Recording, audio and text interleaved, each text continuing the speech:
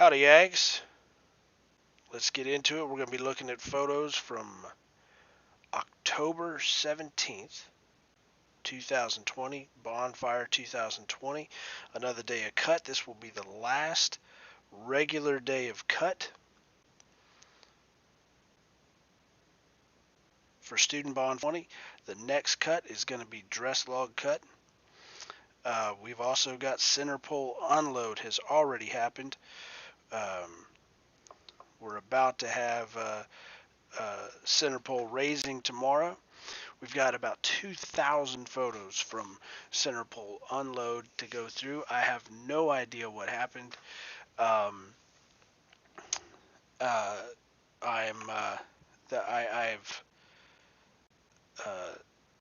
never had that many photos from a Centerpole unload, so I am yeah, that's daunting. We've got a lot of stuff to do is what I'm getting at. So let's go ahead and get started. Let's knock this out. So we're in the parking lot. We're at Kruger. Kruger getting ready to start their day. Dancing on the tailgate of the truck. We also had, as we've seen once or twice before already this year, technical difficulties. Is everybody with me?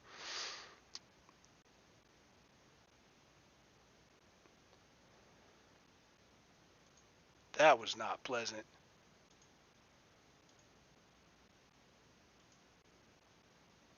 Here we go. So, and we're back. On this weekend, we also had, as we've seen a couple times before, my two oldest joining Leggett in the woods. So, got to get a couple shots for Dad on that. Kruger, just being Kruger, playing handle games. You know, getting loose in the morning. As I said, the whole warming up thing, that has taken on a life of its own. I don't recall calisthenics being a thing years ago, and yet here we are every morning, everybody doing their exercises, staying limber. Maybe that's why our log count is so high. Maybe we're doing something right.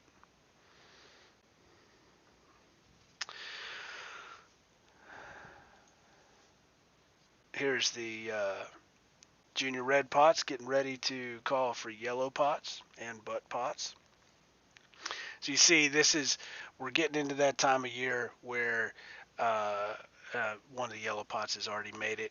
In the morning, it does get a little bit harder to get used to the situation light-wise because there's so little light this time of year in the morning. So it's hard to get a shot that looks right,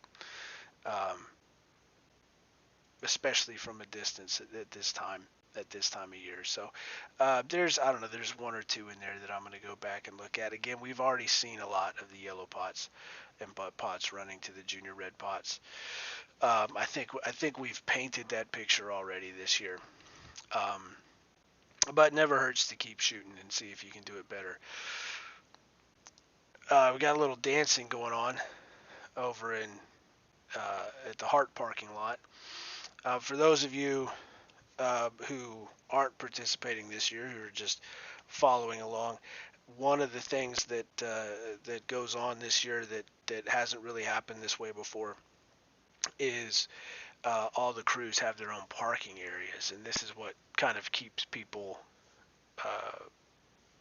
reasonably sequestered from each other.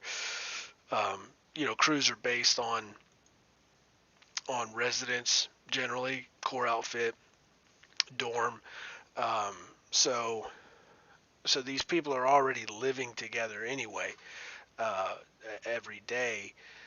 So the crews are going to be around each other outside of Bonfire. But what Bonfire does is to keep these people that are already living together next to each other, and then keep them isolated and separated from everybody else. It used to be that that's the way the woods and everything was divided up anyway. It was very compartmentalized. There wasn't a whole heck of a lot of the intermingling. And maybe the past 10 years or so, you see more of that intermingling, which is, there's nice things about that. Um, but I am personally enjoying that the crews are getting that experience of spending more time just among each other. Uh, so, maybe one of the things that'll carry over into the next year. Again, a lot of these are not great as I'm getting used to the getting dialed in with the light in the morning.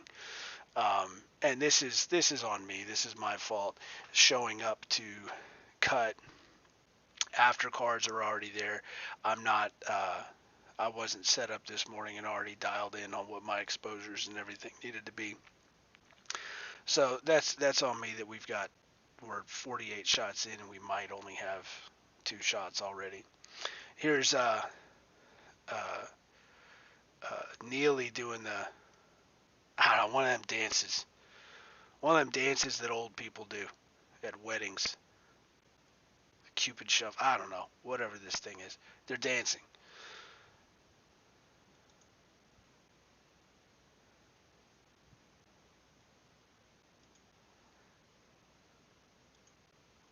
So we get the picture here. One of these is going to work. I'm going to come back there and look at that. We also had a good entry into the woods this day, and um, I whipped my truck to the other end of the parking lot to get a look. There was a lot of folks out for this next to last cut, and I got some of the entry shots that I'd been looking for all year, which again have been hard to come by because with the split double cuts, you've only got half of your crews out there on any one day. So you don't have that grand entrance scenario that you end up having historically. Um, but on this day, there were enough crews, there was enough people, and I got in the right spot that I could get this and I could represent the people coming in and paint a good picture of just how many people there were, and that there have been, and also illustrate too the kind of protocols this year that are at work. So, you've got Kruger, and I believe this is FHK, and then I believe maybe this is Neely. Um, so, illustrating the isolation, the separation of the crews. Kruger um, bringing in their axe box. And while I'm seeing this back of the shirt, I wanna see if I can affect this change. I've said this before, but this is just completely random thought while I'm looking through here. Pain is not weakness leaving the body. Pain is weakness entering the mind. Somebody should make a T-shirt. Pain is weakness entering the mind. That's what Bonfire teaches you, at least. So here comes FHK. FHK has had all year a hell of a crew, and what looks like this was my guess at the time, and I thought it was good bull. Assuming that this was what I thought it was, the crews have got to stay separate, and it really seemed like the end of Kruger here um, was keeping FHK bottled up. So I liked that. FHK wasn't able to overrun anybody on their way into the woods.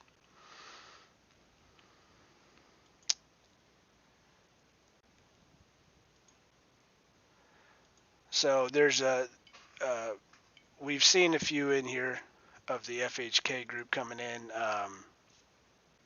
I know one of those is going to work again. I'm going to flag that, and then I'm going to come back and um, I'm going to come back and pick one of those that I know is that'll be the best. Here's Heart doing Heart things with their pots. Oh, Heart.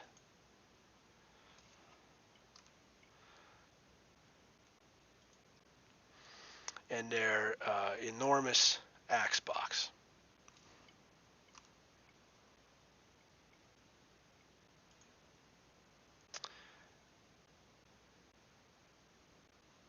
So this is not going to be a shot that we're going to use. It's not very well done. It's blurry or whatever. But there was another of Heart that does work.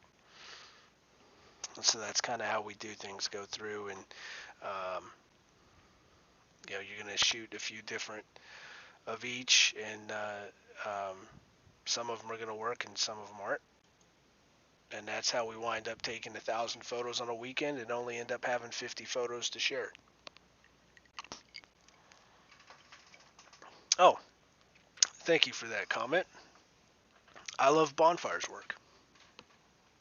Um, in 2014, a photographer came out, an internationally known photographer, Frederick Broden. I think I've mentioned him before. Fantastic, just so awesome, and it was really fun to watch him work. Uh, just so damn good. And at one point, I asked him, just checking in on him, because I did babysit him a little bit. At least that was supposed to be my job, right? Was put him in the right positions, keep him safe, and everything. And he just took to it so well and was doing such a great job. And I have my photos to take that I gave him more and more space to do what he needed to do. And so at one point, I came up to him after he'd been doing his own thing for a little bit, and I asked him what he thought, and he just started smiling, and he looked in every direction, and he said, "It's a playground." He says, "Every direction I look, there's something amazing to look at," and that's the great thing about Bonfire and shooting Bonfire and sharing the Bonfire stories, is that everywhere you look, there's something. It's just really outstanding. So the morning started. This is a cool part about this last cut. It actually started out as what is called an F fest. Um, just in case the kids are watching. And that's moving a log out of the woods on your shoulders. That's called swamping it. Let's say swamping it. That's another word historically. That's a green light word. So swamping the log, they were having a swamp fest, and that means that their first priority of the day. Everybody's priority was to move the big logs that the tractors couldn't get to out of the woods, which is just so motivational, and it is one of my favorite things in Bonfire, as a participant, as a leader, and now uh, as somebody just following it and documenting it. You just can't beat a good swamp fest. And what I'm doing here is trying to get and I don't know if I got it to if I got the right effect out of it, but you can't exactly ask people to stop what they're doing because you're framing your shot. But they were moving this one of the first bigger logs of the swamp fest, and there was this hump here, and you can see the effect that that's having on the people who are carrying it, and that's what I'm trying to get. Um, that uh, it Swamping a log is hard enough as it is, but as the season progresses and you're entrusted with doing more and more of it, you start getting to face challenges like um, going over these humps and down these dips and hills and things. It is rough. It starts hard and it just gets harder. Um, so I think I don't know. I don't think I got what I was looking for in those shots. but I might have to go back and look at it one more time. I'll just kind of flag those to go back and revisit. Um, Here's the Schumacher yellow pot calling calling a log. That same log, actually, I believe. Um,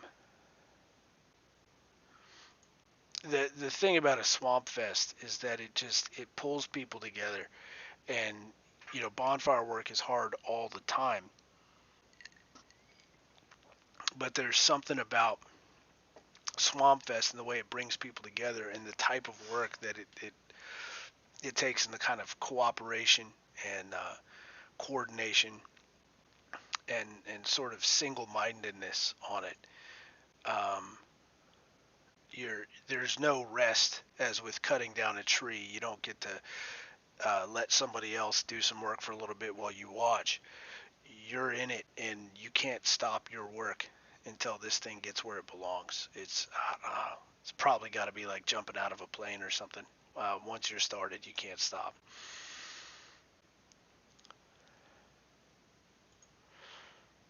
I always enjoy these perspectives over the back of um, the yellow pod or the chief calling the log, and looking down the length of the log and just kind of illustrating how many people are involved with getting a log to where it belongs on the skids. And so I liked how that one turned out. Another log, long log being called by Kruger. So you're going to see a lot of this, especially to start these photos for this day, because it's a swamp fest. This is all they're doing to start the morning.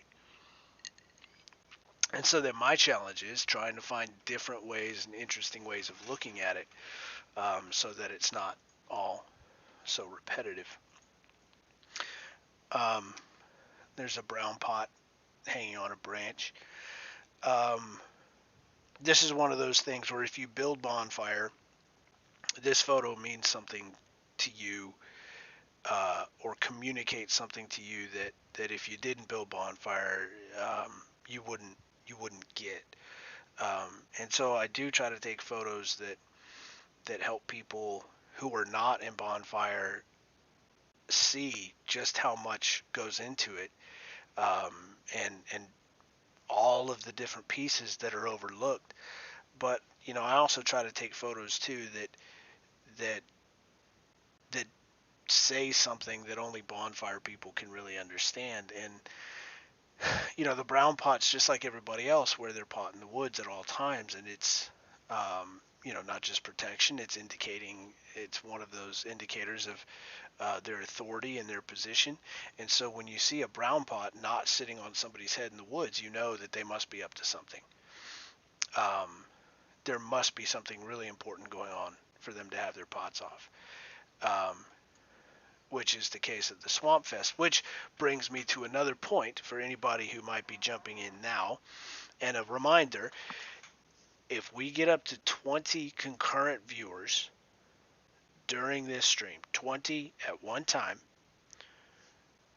then I will go microwave some leftover coffee from this morning, and we will look at Centerpole unload when this is done. We've got a lot of photos to do. I will make it happen if we can get 20 concurrent viewers on this, and we'll just do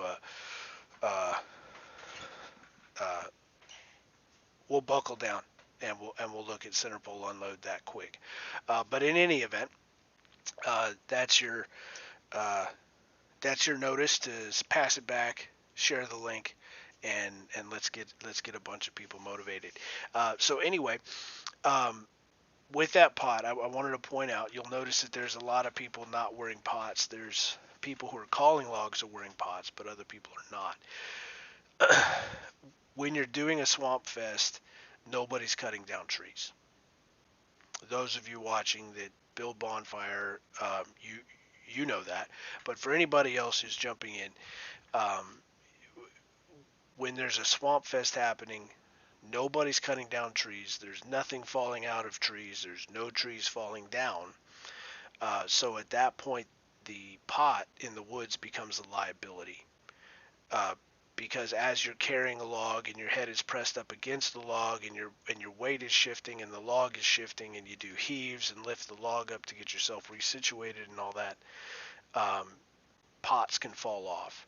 And if a pot falls off and it falls down at somebody's feet while you're carrying a big log, um, somebody can trip on that, uh, um, and then obviously you've got big problems. So that's why you see the pots not being worn except for by the people who are calling the logs, and that's just signifying when you see a pot, somebody wearing a pot during a swamp fest, pay attention to them because they might be calling for your help at any point in time. So this was a big one. This was a great log, and it also set up that cool perspective, which is um, a log kind of emerging from brush piles, from a kind of a hidden path.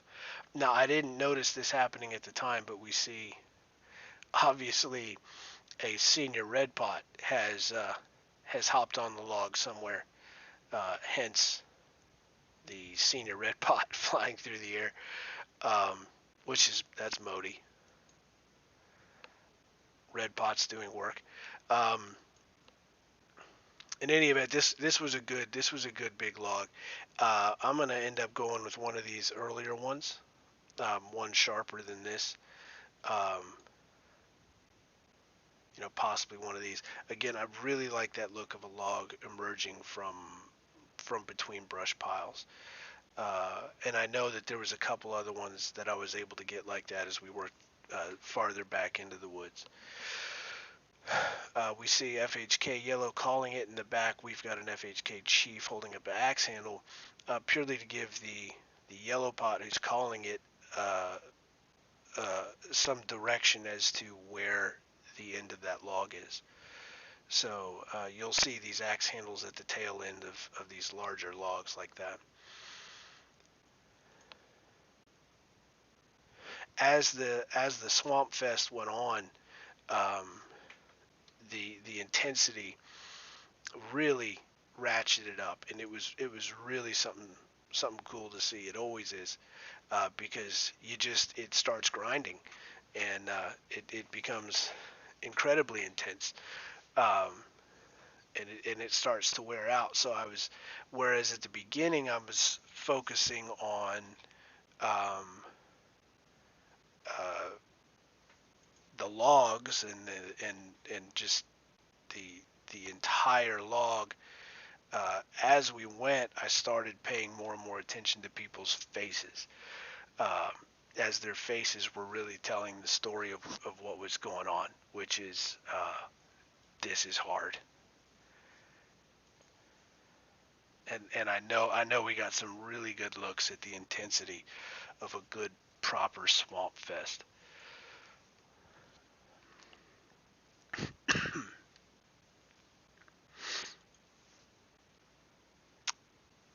And I wish, for those of you again watching who don't or build Bonfire or haven't built it in a long time, gosh, I wish there was a way.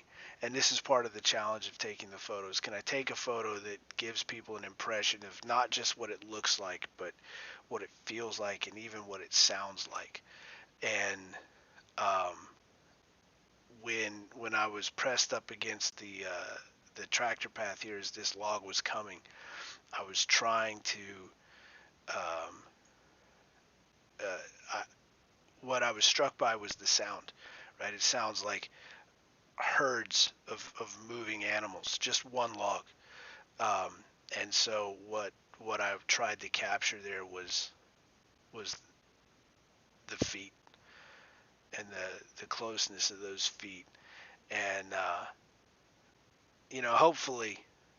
hopefully something like this conveys not just, oh yes, I remember moving logs, but man, I remember the feet and I remember the shuffling.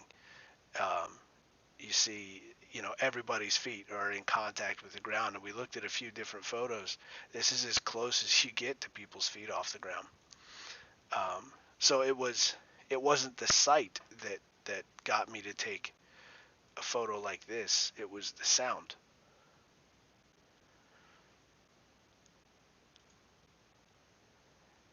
And and here we're already beginning to, we're about a quarter of the way through Swamp Fest, and we're already starting to focus on the people. We see the tree beginning to accumulate on people's shoulders. Um, Here's another Kruger chief calling her log out. Um,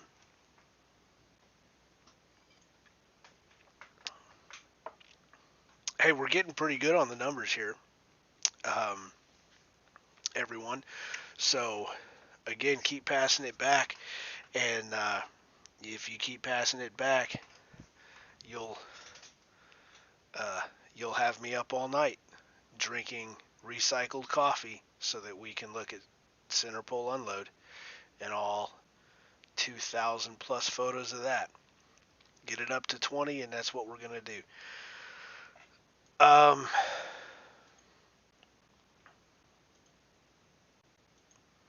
I liked kind of the angle on this one. I was hoping that I would get this,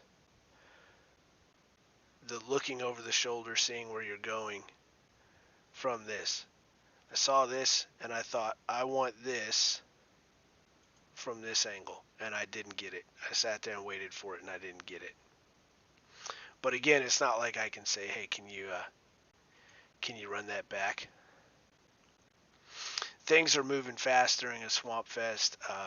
From this position, I immediately turned as another log was coming through, and there's just so many. Swamp Fest is just, there's so much going on that the number of shots that work against the number of shots that don't is so much smaller. Because I saw this coming through, and now, like I said, I like watching things emerge from the woods, and I just caught it too late, being focused on trying to get this one and turning around real quick and trying to get that other one coming out. I'm going to flag one of those.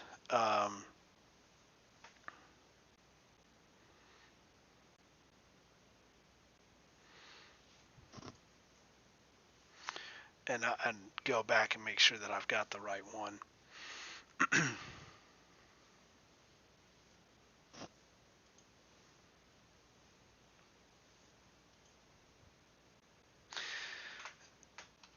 This one was coming out obviously with a pretty significant bow in it.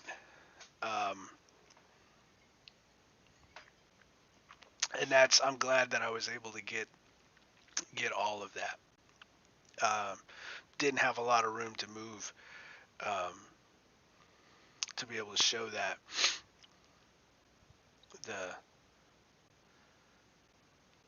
the bow there, but I was able to get there, and cool. I mean, obviously not the most interesting thing in the world, but I thought it was interesting, and that's all that matters. So there you go. Some of y'all who are watching, who were there, uh, you might have noticed this. These are my little hard chargers, getting after cleaning out the sticks and the brush to keep people from tripping. Um, for so many years, I always kind of felt like, um, uh, people's behavior and demeanor changes around kids. Kids being around cause people to communicate differently, and uh, you know, until one day my wife said, "Why the hell aren't you taking your kids out to Bonfire?"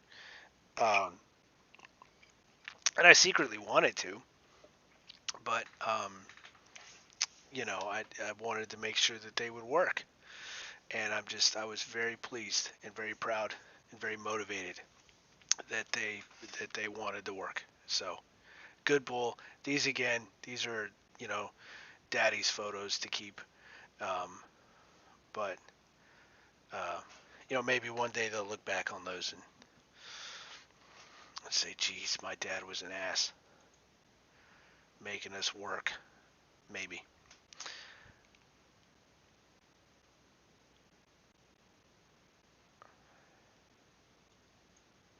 Another one coming out. The light was really great too. The light was just so great. It had that. It just had that yellowish quality um, that that I like. It's gritty. I I like it when the light's like that. Outside of just the sunrise and the golden hour crap that everybody goes crazy about. Um, just that gritty, earthy tone. And here it was here. I remember being here and getting the impression that people were really starting to be ground down a little bit. And I really started trying to focus on that.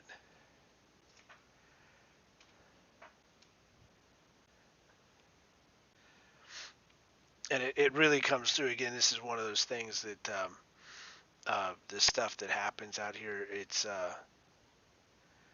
um,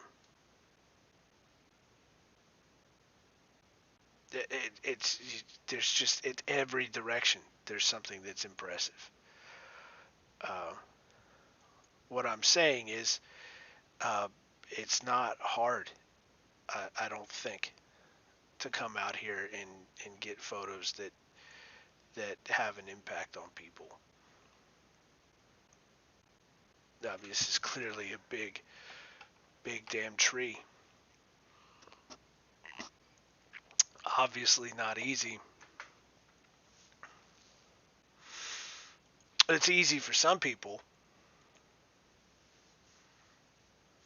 Um,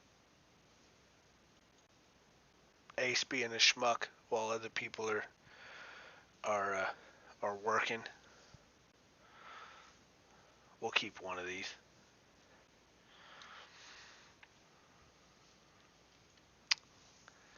There's your evidence if anybody was missing anything from Whataburger.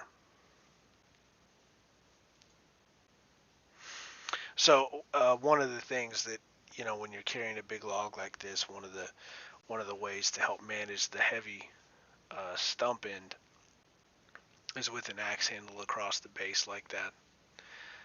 This was a dead heart in town. Um, Helping out. When I see these, I try to uh, capture these at work. The fact it we're getting to the point that I guess I always knew, but it never really struck me how important it was until it started happening. Where we're getting students participating in Bonfire now who have the date 11/18/99 or hand painted ribbons or we remember and things. Um, in some cases, in more and more cases every year, students who aren't even old enough to remember that, but uh, to remember that happening at the time, but they carry that memory um, out into the woods every single day. So I do when I see those references to 99, I do uh, try and get them. Just I don't know. It's impactful how important that date and that memory is to the students who are still building it today. Um, Here we go. We're the clearing the log here. There's a roll. I wish I had been standing here instead of here. But she's directing everyone to clear that roll. If I had been standing here, we would have gotten some shots that were interesting and and more clear as to what was happening. I'm not sure that I can use. I'm not sure that I can use any of those, but I'll flag one of them and come back and see if one of them works.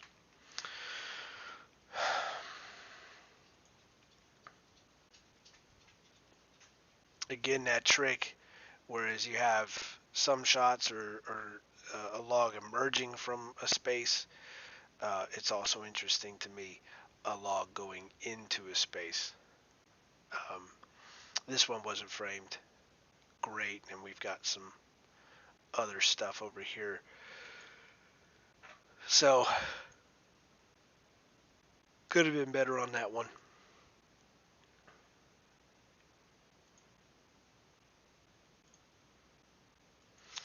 Caught up with Neely.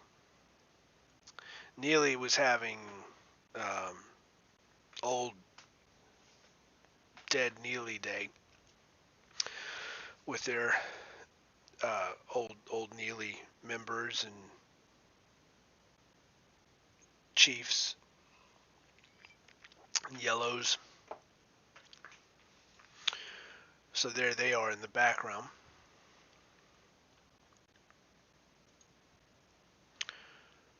Wouldn't it be interesting if I had a photo of a tree that some old Neely deads back wedged in Neely's woods when nobody was looking?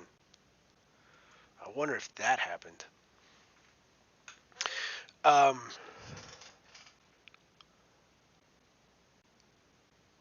Again, this is one of those photos that if you know, trying to photograph sound, that kind of rumble. I think one of the earlier ones worked better. Though I do like how this one kind of shows how close you wind up getting moving the logs like this.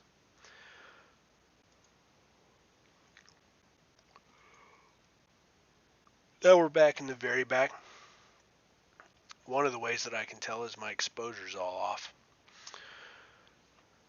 After having been out in the sunlight for a little bit, getting back to the back, and something's happening, and I haven't gotten settled into this new spot. A little underexposed.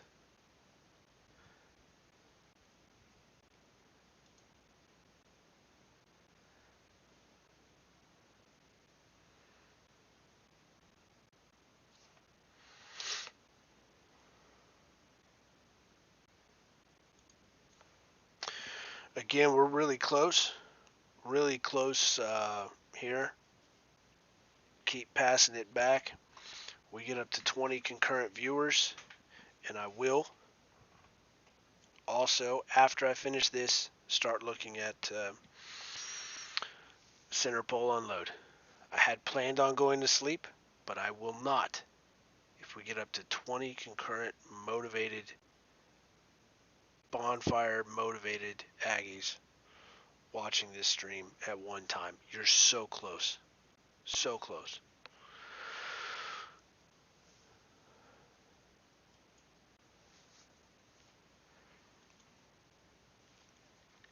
Again, here's that. I think this is one of the ones. Yep, this is definitely it. Oh, this is good. Not this one. This one. That's a little fuzzy.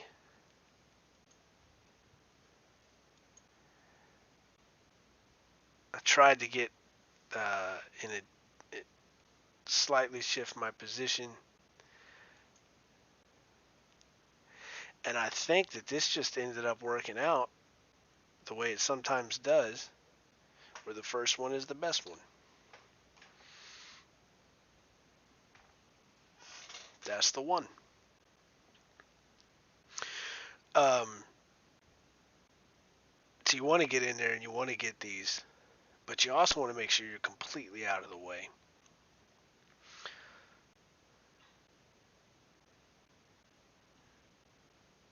And I think I ended up getting it.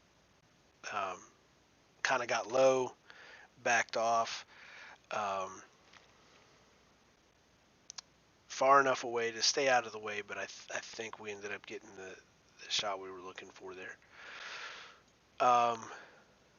One of these days, I take shots like this because one of these days, Steel Chainsaws is going to say, you know what? This is nice, and you should have chainsaws for cheaper.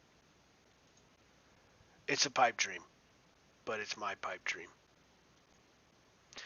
So sometimes something like this. Here he is. He's cleaning a stump out of a swamp path. Not a whole heck of a lot going on there, but there's a logo there. And like I said, one of these days, maybe Steel Chainsaws will realize just how much goodwill we're building for their brand. Now, if a Lechner ever became a brown pot, this would be a nice little logo for them, right? Little chainsaw twist to the Lechner Axes logo situation. Here's the truck pot sitting in the woods during a swamp fest. I heard some Aggies in the background joking about how stupid it would be to touch the pot. That's them back there joking about it. If I'd have been able to sneak into a position without them noticing, it would have been cool if I could have dropped down right here and gotten to look at them looking at it and smiling at it and thinking about how stupid it would be to do what it was they were joking about. But if I'd have done that, then they would have known what I was doing and they would have stopped. So I like getting the names on the backs of the pots. Um,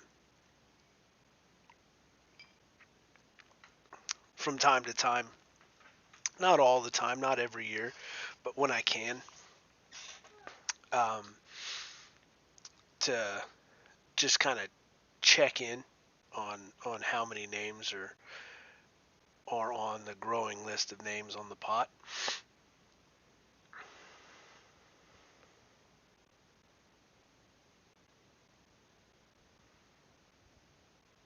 And I'm taking a moment myself to remind myself of all the truck pots right now. So um, you're gonna have to indulge me.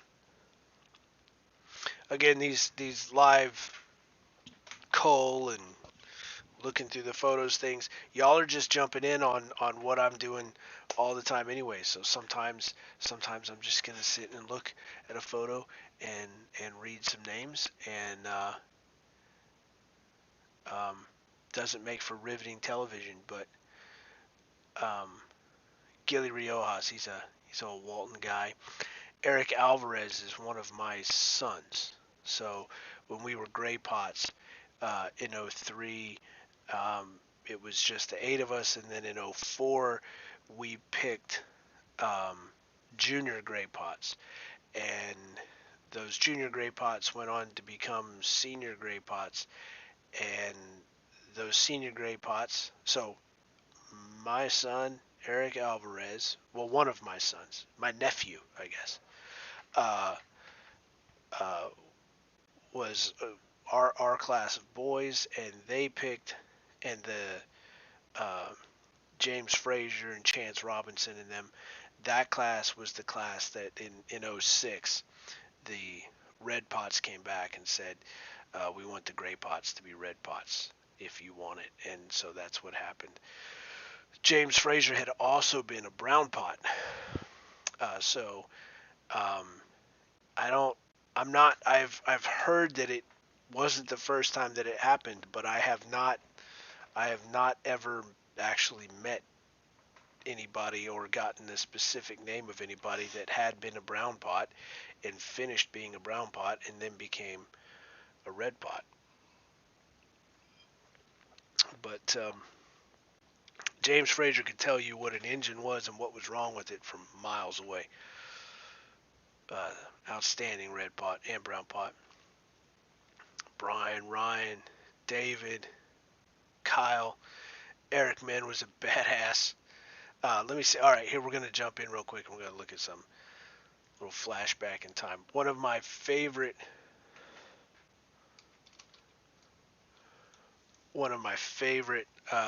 load site scenes would have been from 2000. was 2011. Yep, when Eric Min was a junior red pot, and it was from truck stick load, dress log cut.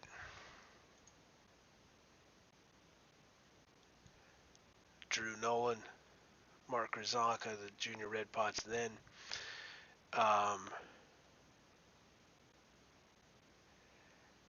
And this series here. So let me see if I can rewind it even just one more shot. This is dress log load, truck stick load, where you take these sticks, these truck sticks, or swamp sticks, and you hold them up to your chest. You carry it like this, and then you hoist it up to your shoulders. You got all these crews of all these different people, everybody closely arranged by height, and anyway, that's a whole separate story. We can explain how to do truck sticks some other day, but that's truck stick load, and it's so mody, it's so great, but this was a series of shots that I had from Eric catching these dress logs. There's Kyle, so the previous year's truck pot, and there's a log rolling onto the deck, and then Eric's got to sit there and take it. He's the truck pot. He's supposed to stay on the truck. Here it comes.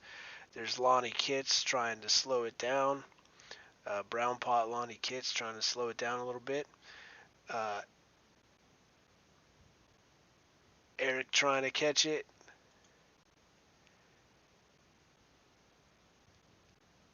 Eric getting backed off the truck trying to catch it. You see him there, right on the edge. And then there he goes.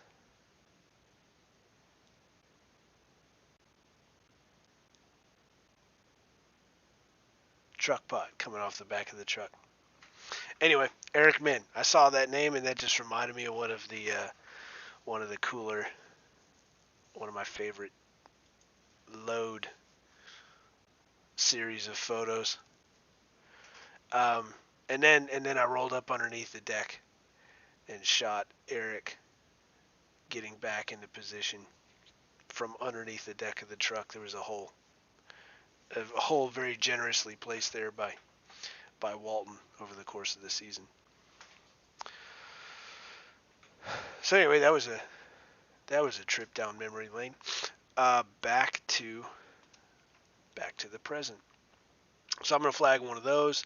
Those are the kinds of things when you look at the names on the backs of the pots. People who were there during that time, you remember all those things.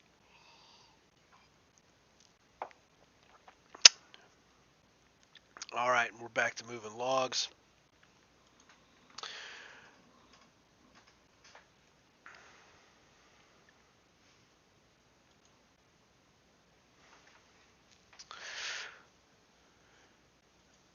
Stack of junior red pots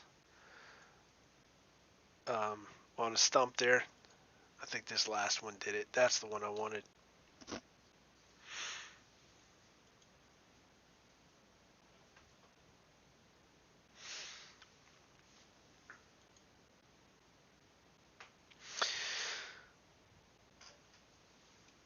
Here we go. Kruger moving another log, and well, you've done it. You've done it, Aggies. I'm not going to be able to go to sleep anytime soon. You got your 20, so we're going to get through these, and then we're going to end up looking at Centerpole unload tonight. We're going to do it.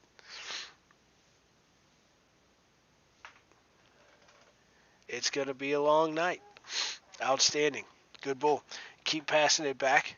Let's keep everybody um, keep everybody motivated. I'll tell you this: if we get done with this and we're only down to like one viewer, I'm going to bed. But you did hit your 20, so outstanding. And it looks like we're probably going to end up doing a Centerpole unload tonight.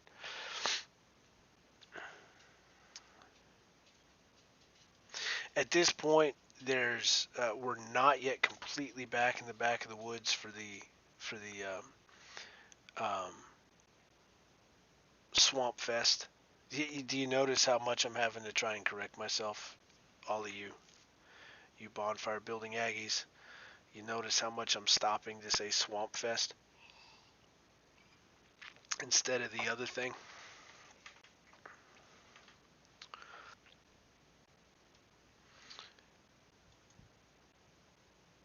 So this is a good long one. There's a lot of one of the things that really struck me during um, um, the Swamp Fest is just how long and straight and beautiful these trees are. Long, long, long, lean trees. We got first and second tier logs for days out in these woods. These are beautiful, beautiful logs. And again, for any of you watching who are motivated and build Bonfire and are proud of what you do building Bonfire, at some point in your life, you're going to have somebody tell you about cutting down these beautiful trees and something, something, whatever. And it's important to note that now that I've got your attention, that where we are used to not hardly have any trees in it at all. These are prairies, is where we are.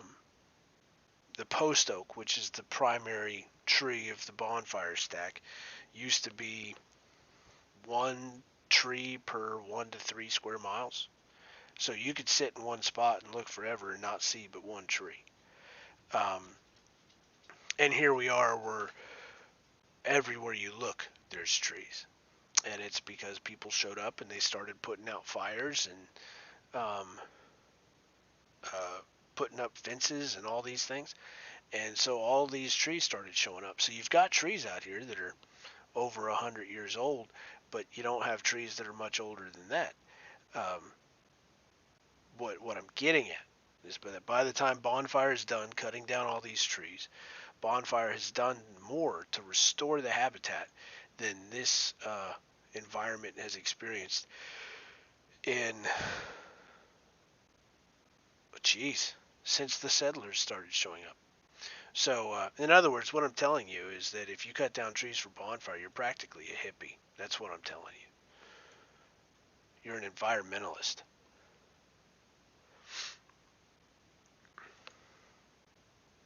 Ah, bad shot. Another bad shot. One of these is going to work. There we go. That's more like it.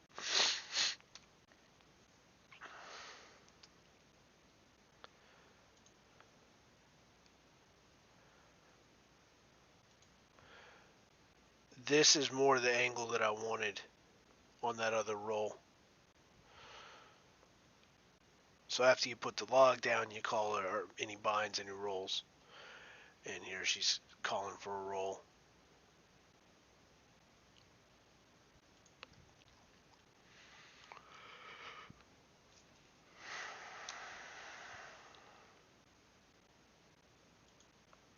As we saw with the brown pots, I'm always interested in um,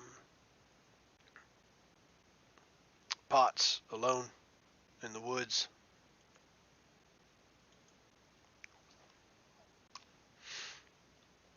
Now, there's another behavior that can happen in the woods.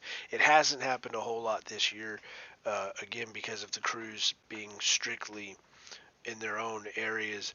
Um, but one of the kind of the good bull, fun things that sometimes happens is if you leave your stuff lying around unattended, somebody's going to grab it. Except for the one time that is not okay is during a swamp fest, because by necessity during a swamp fest, things are going to have to be left unattended.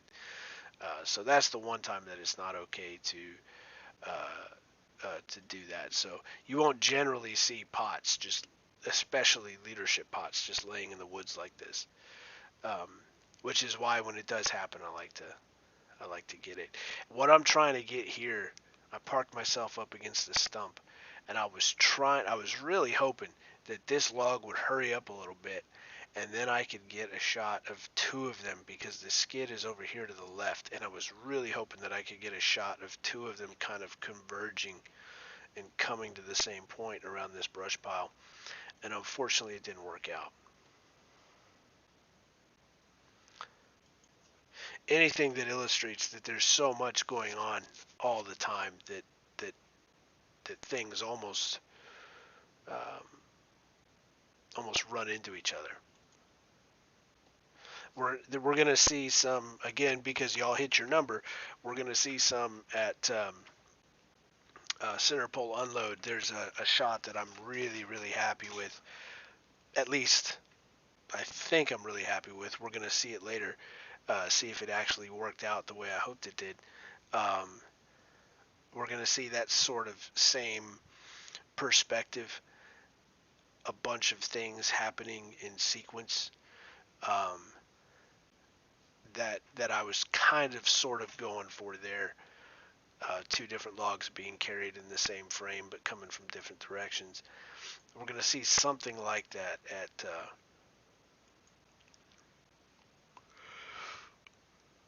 Centerpole unload, I think. So I liked this, the green pot, kind of watching this situation develop.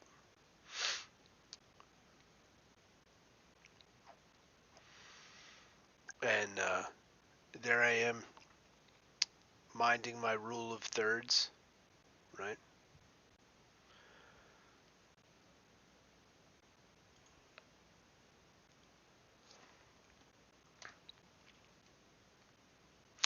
There was another shot uh, with him towards the front of the log, and you know the thing about shooting the base end of a log or the tree end of the log every time, um, the base end ends up being very interesting because it's the heaviest end. But when you do that, you end up getting the same pictures of the same people a lot. So I do end up having to go back after I've made some selections and make sure that I'm not picking a bunch of shots that are repetitive or that look repetitive. Hey, we already saw him on the front of a log. Is this the same shot kind of thing? But that's because of this trees on stumps, stumps on trees principle, right? The tall people, the trees, go on the stump end of the deceased tree, and the stumps, the short people, go on the tree end of the tree. So you end up seeing a lot of the same people if you're up trying to shoot the stump end of the log. Just one of those, you review, you make sure you pick the right shots and whatever, and then you go back and you review your review to make sure that you don't have anything that looks too redundant. That's not something I did at the very beginning. At the very beginning, if it was halfway decent, I just posted it. It didn't matter. But if you go back and you look at the older stuff from 2010, 2011, you see it. I don't know. At least I see a lot of stuff that this is frustratingly repetitive. I'm pretty sure I saw this exact same thing already.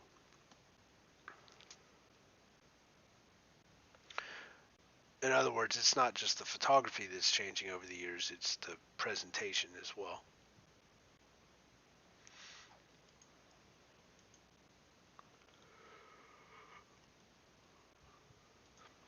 So Leggett's getting a log out of the way. I think we would end up discovering that this was completely unnecessary. I think that was the outcome of this log roll maneuver.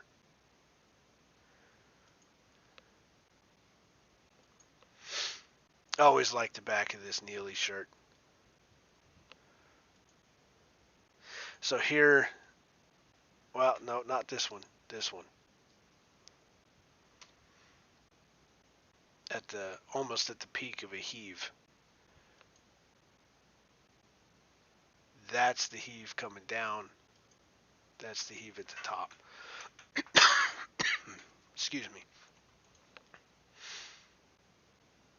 I think we're going to go with that one just because the log is not cut off.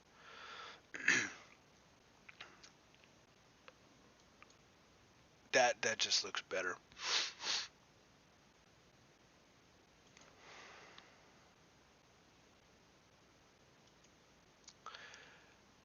This is not, I think we're getting close.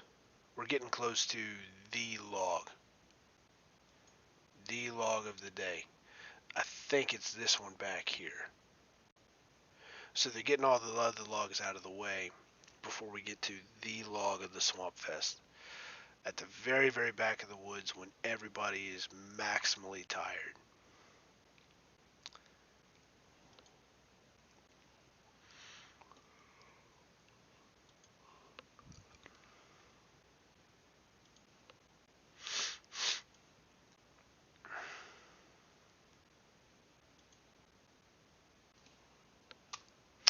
That's one. I like that one.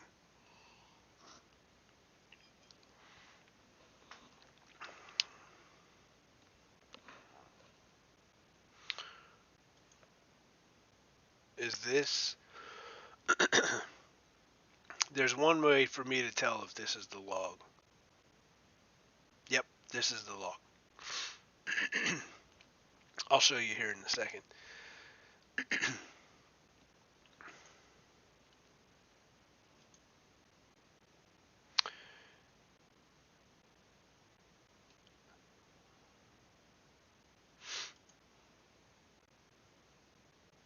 Ah,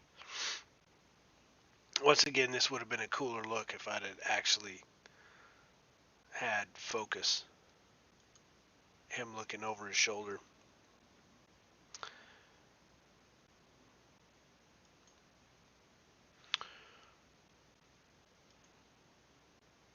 This is how I knew that this was the log. They had this branch here, and they all had to come run over here and pull it back. And I didn't know that's what they were doing until the log was already on the way.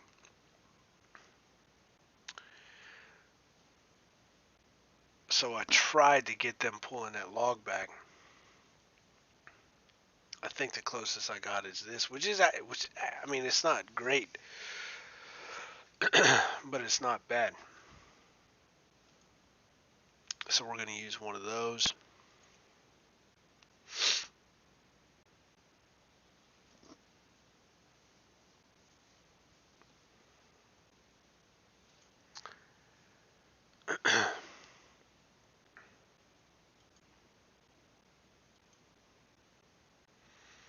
We're getting close on this one. Now this was such a big log and they were in such tight quarters. Usually you're trying to put your stump end on the skids. Here's the tree end, of course. Stump end.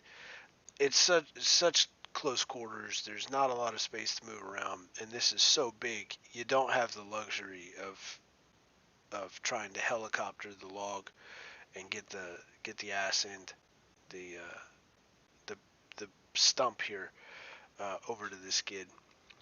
So this was one of a few that ended up sort of backwards on the skid. Another one of the trying to capture the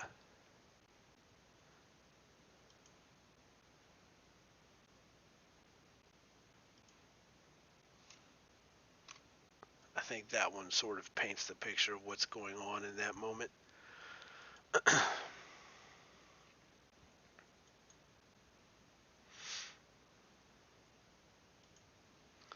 There we go.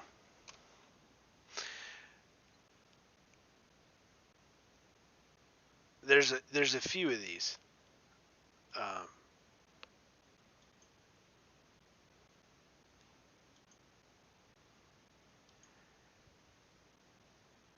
Obviously, this does not convey what is happening in the way that this does. This is what was happening with that log. And that's why we're going with this shot. So again, you go out there, you shoot a bunch, and the difference in a fraction of a second between one photo to the next is, well, hell, it's all the difference in the world. Which makes reviewing the photos such an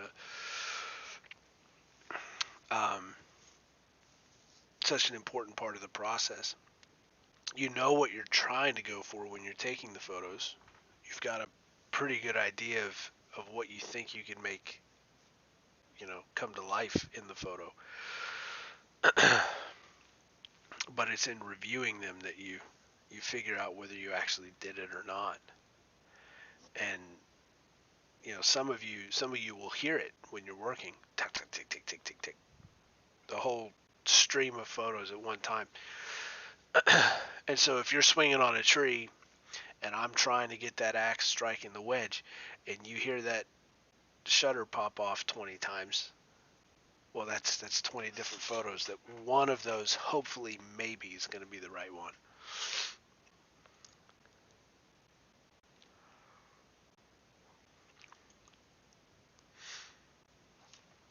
We came back from that back pocket, and again, you see the exposures got thrown off. Here's Leggett moving another stump. I think this one ended up being moved for a reason, so that's good. So generally, all right, first, let's see. I'm going to jump ahead.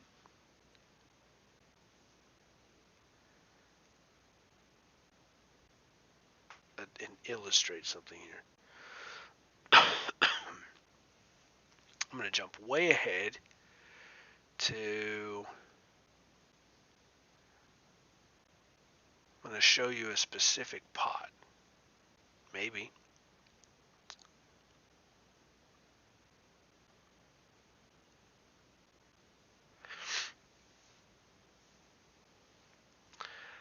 I don't know, I might have to jump behind.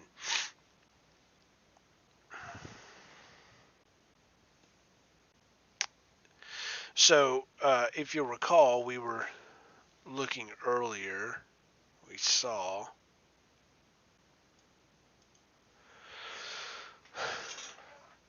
my little motivators. There's my oldest. There's my next oldest. This pot right here, Leggett Hall made this pot. Right? Well, Leggett actually made both of them, but Leggett made this pot on my request. I think it was in 2012, 2013, maybe I don't know, maybe 2011. In any event, I had been taking photos and people were posing for photos.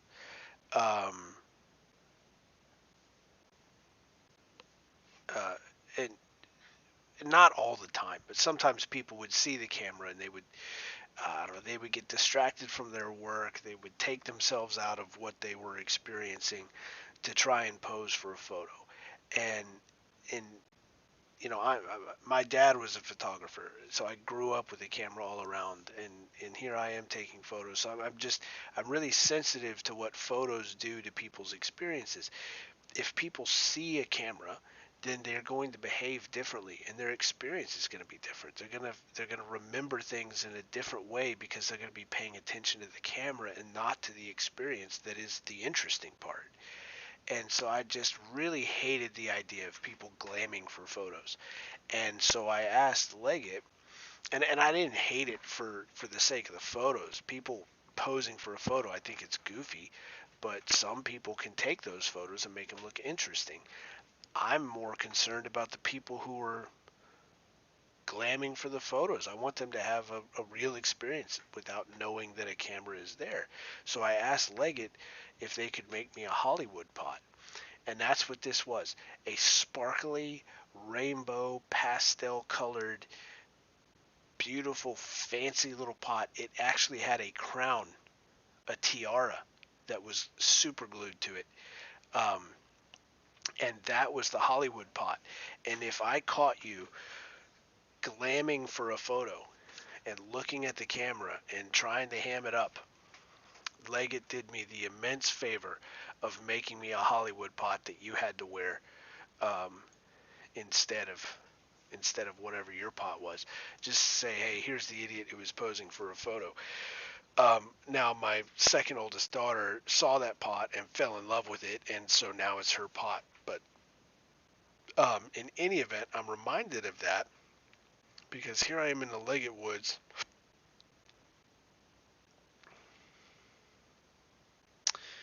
Where were we? All right, we're getting close.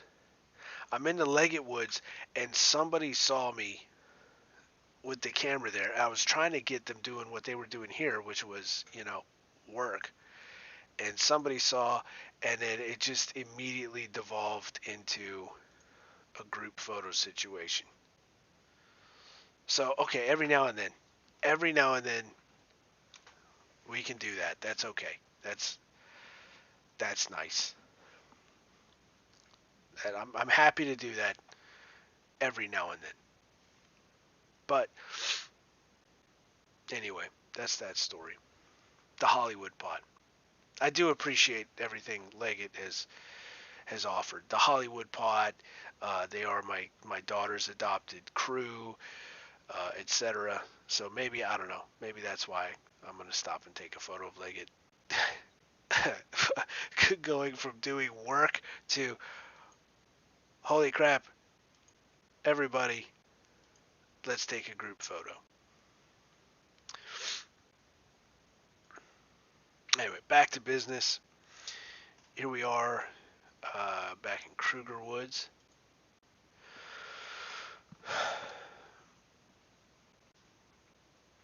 Kruger motivates the crap out of me, I'm not going to lie. I mean, this was, the roots going back to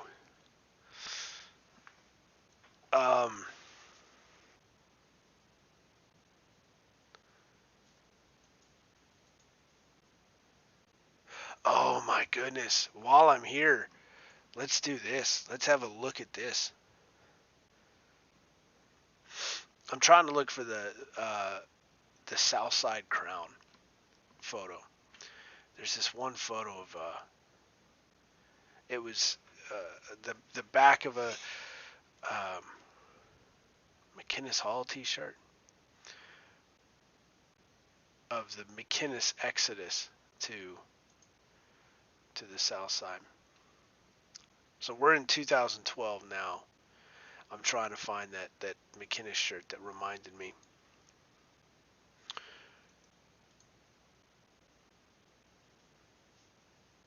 In any event, we'll find it. I like the photo. I made a print of it. I liked it so much. But McInnes used to be right outside my window, and McInnes was one of those that was torn down, and then they go and start Kruger, and now Kruger's reliably one of the most motivated groups that's out there all the time. So,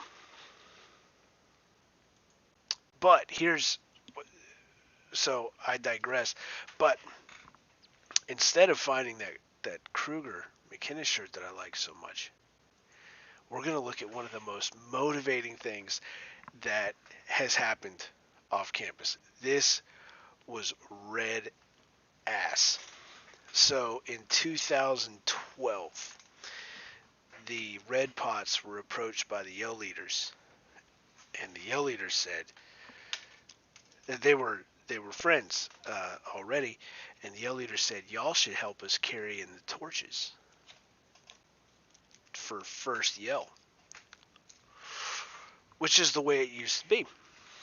There's old Army stuff there. And so the Red Pots happily obliged, and here they are. There's the Yell boys, you see them back there, lighting the Red Pots torches. Oh, this was so Modi. And I can show you this now because it's been almost 10 years. So, uh,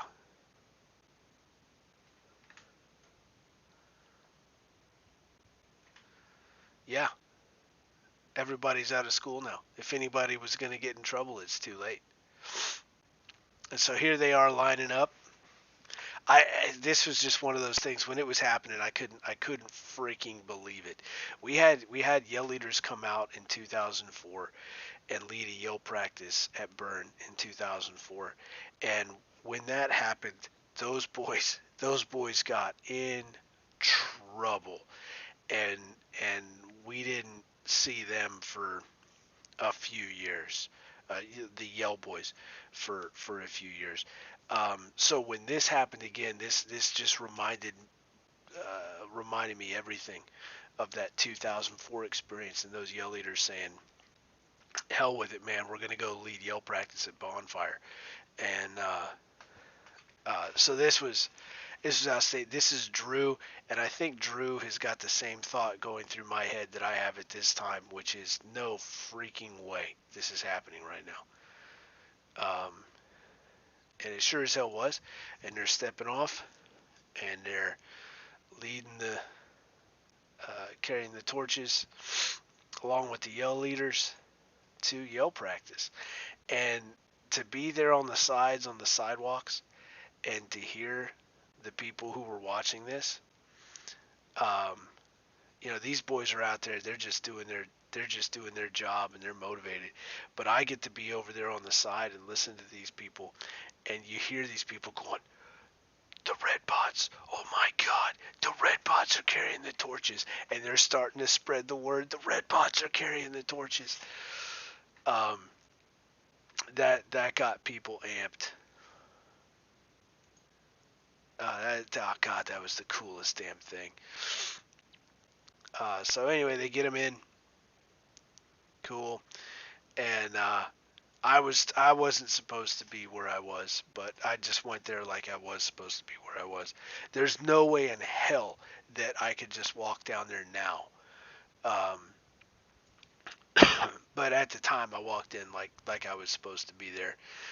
And you see the kind of the older look of the student section of Kyle Field there. Um, and that was it. That was the time the Red Pots brought in the torches for yell practice. I think this was first yell. Yeah, first yell. So anyway, I'm just looking for a T-shirt, and we end up going down this rabbit hole. Anyway, that's gonna happen again. No doubt about it. That's gonna happen again. Um, and there's actually, all right. Yeah, I'm not gonna do it. I'm just gonna tell you though. There's actually a few photos of some significant people who were there for this moment, who made sure to find these red pots and shake their hands and say, "Damn good to see you here." And yeah, there was a lot of people who were happy to see the red pots at Yale practice like that. Anyway, that's that. Back to the present. I'm telling you, if you build Bonfire, you're watching this right now, you have no idea how important your motivation is to this institution. This is an institution founded on motivation, and you are the source of that motivation. So that's my soapbox. Um, you go out there, you do your work, you're proud of it. Sometimes you don't even know what the hell you're doing, but you're just going out there anyway. And I'm telling you, uh, there are Aggies that are convinced, and their opinion freaking matters, that what you are doing is one of the most important, if not the most important thing that happens at Texas A&M today. So uh, keep up the outstanding work. You motivate the hell out of everybody. Anyway, that's my soapbox. Back to 2020. This was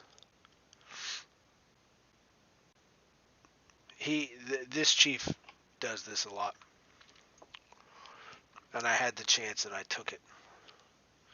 Somebody swinging, somebody framed. There we go.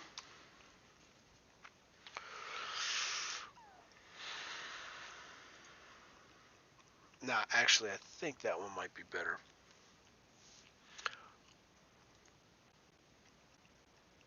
I'll flag them both, and I'll come back and see which one is the best.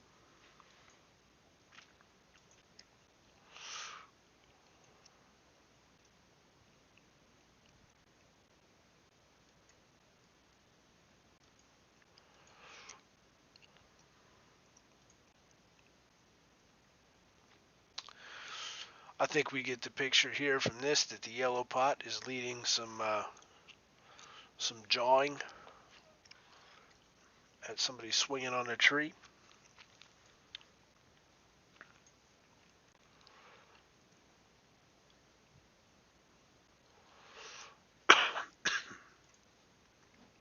There.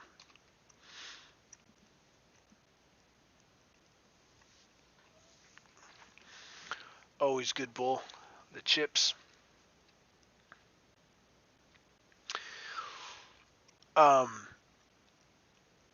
If you haven't already gathered from our little trips over to the website and looking at the old photos, dion-ce.me is where you can go to look at all the ones that have been published, all the time that we're spending here on these 900 photos.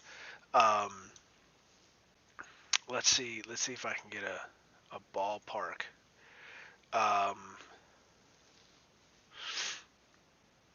We're looking at 10, 20, 25, 45,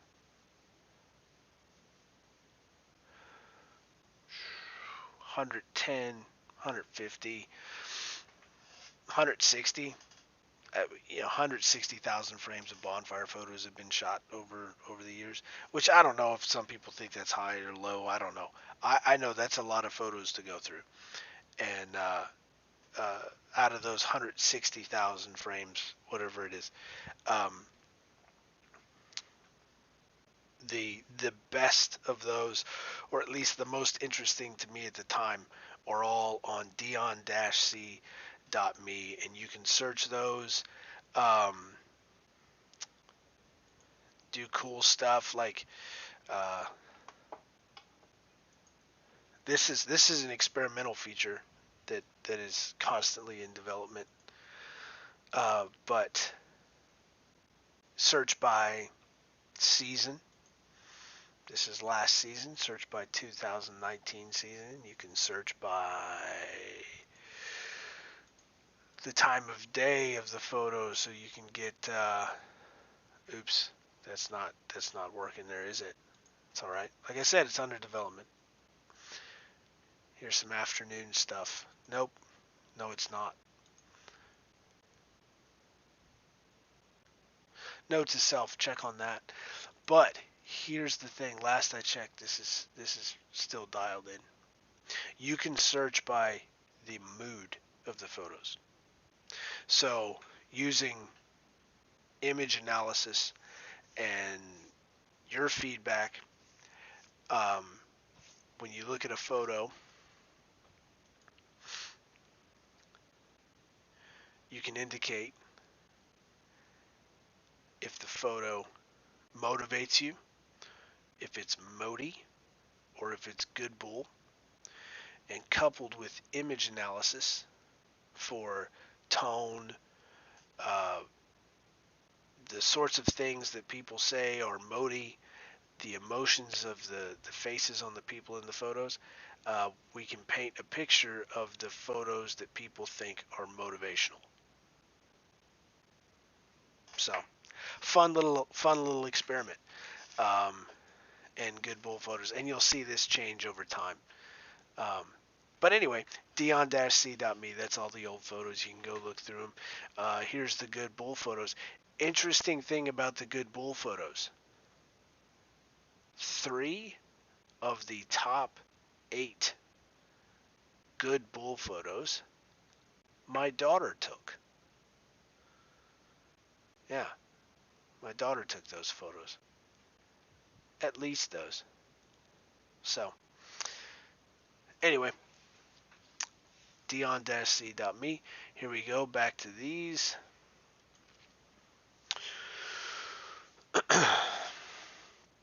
And these photos that we're going through now, we're spending all this time, we're looking at them, trying to pick the best of the best. And again, I'm going to go back through them after I've flagged the ones that I think work, and I'm going to check for redundancies, make sure that we don't have too many that are doubled up, make sure that we're painting an accurate picture of that weekend. Every weekend has got a different feel, a different set of challenges, a different everything, right? And so when I'm done looking through the photos, I want to make sure that all of those photos put together paint a good and important picture of that weekend.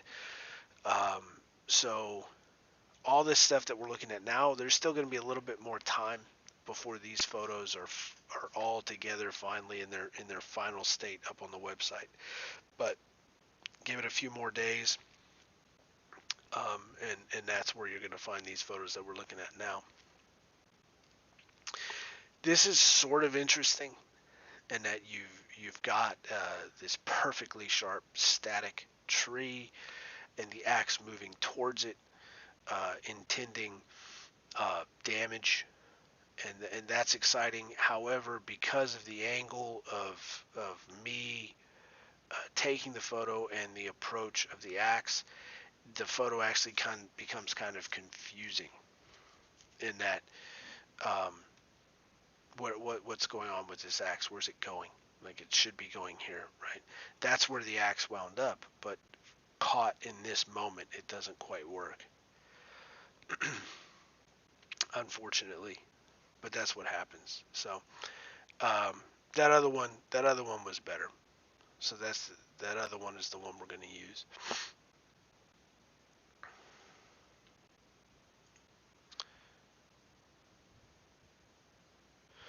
This is actually pretty close too.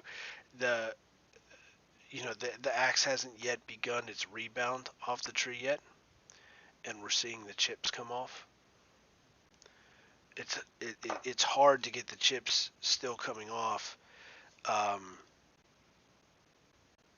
while the axe is still on the wedge. Usually when the chips are coming off, the axe is already bouncing off as well, which makes it confusing because now you have, when you freeze that axe in time, it looks like the axe has not yet made it to the tree, but there's chips in the air.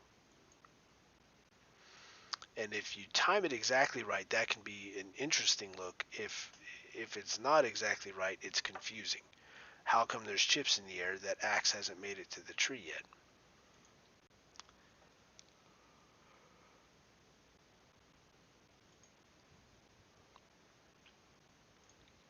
When you're looking through photos, if you're not OCD already, you will be by the time you're done.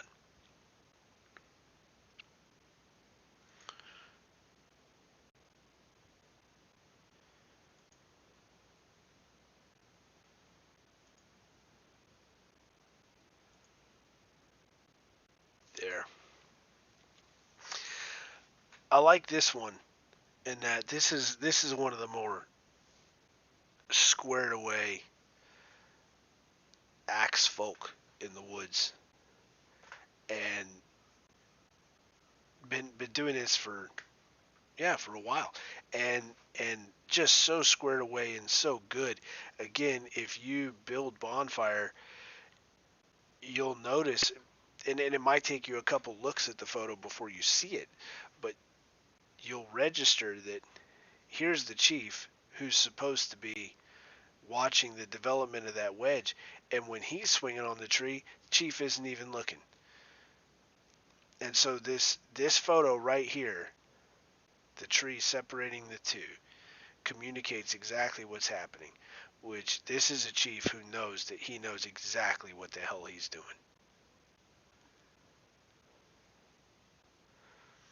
Anybody else, the chief is dialed in on the wedge.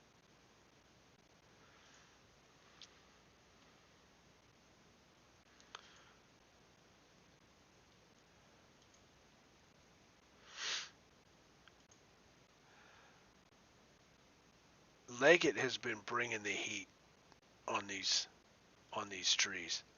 Um, I've been very impressed with with Leggett's general badassery.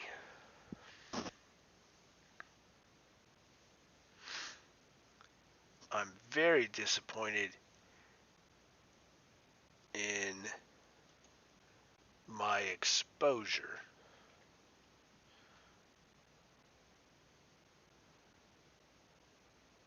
That's better.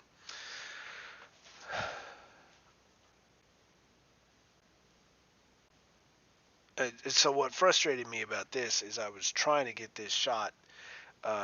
She was laying it down. I mean, she was doing work, and my exposure was off, and I couldn't deal with it at that moment that I was trying to take the photo.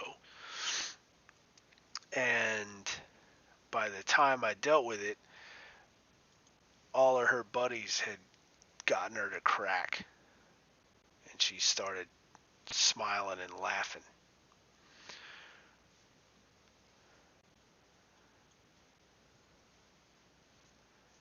But what I was dialed in on at first was she meant freaking business. But, you know, making people crack, that's part of the game too, right? That happens.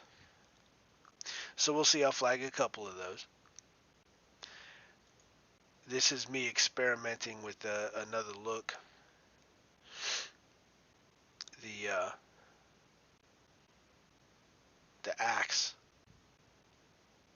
from this side of the wedge as opposed to the other side. It didn't quite work, but it's going to.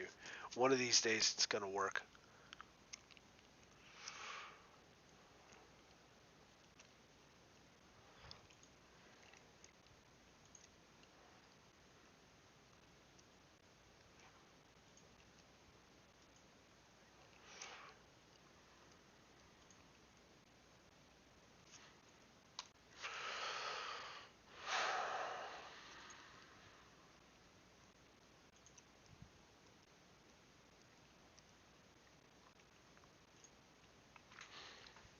So we're getting that one worked out well. I like this one. This one worked out really well.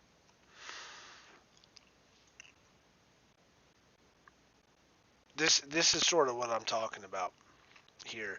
It looks like the axe might almost be getting to the tree, not there yet, but so what are these chips doing here? When in fact the axe is starting to bounce back. Sort of confusing.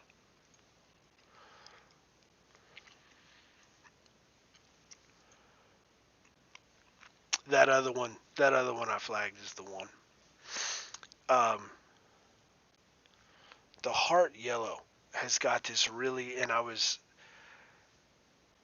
hoping that I got it. I really, really hope that I got it. There's not going to be another better setup for. See, this is the sort of thing. She's got this really, really wide, just kind of badass looking swing that comes way, way out.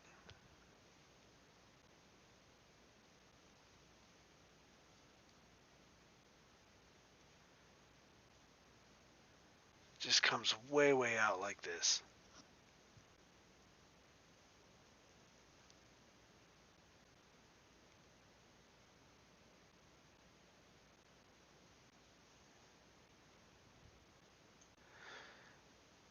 And she had so much space she could really unwind it, right?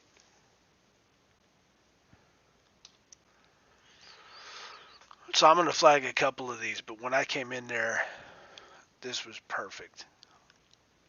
This was just the perfect setup on this. She's just got a really interesting swing.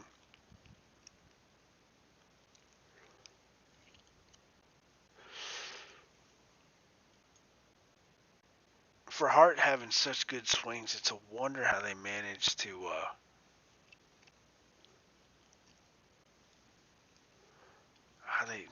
back wedge so often, right?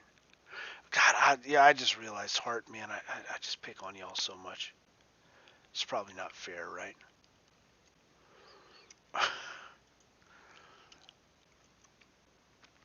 Here we go, the old Hart dead.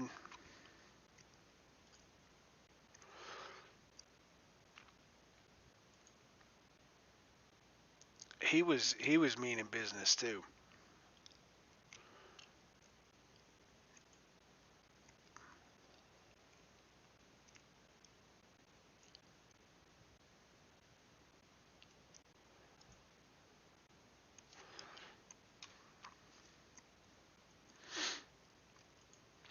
So we're about we're about 100 away from being done with these, and like I said, y'all hit the goal.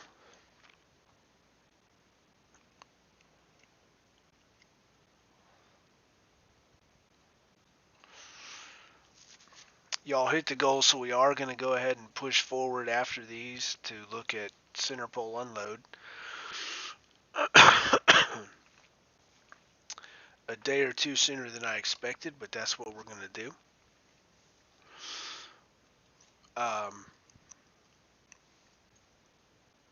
In order to do that, in order for me to make that possible, I am going to go make some coffee. So when we're done with these, we're going to take a little break while I go make some coffee, and then get started on the Centerpole unload photos.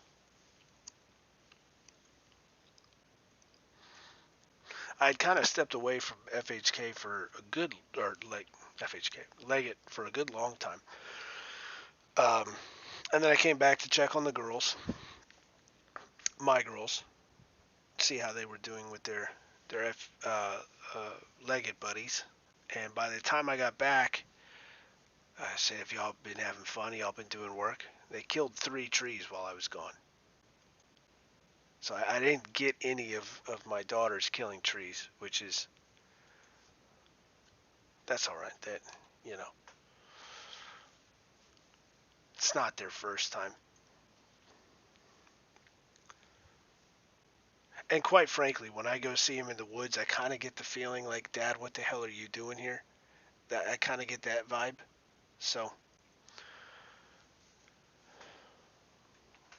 dad life. Again, another potential sponsorship shot from Steel. Hiking a log.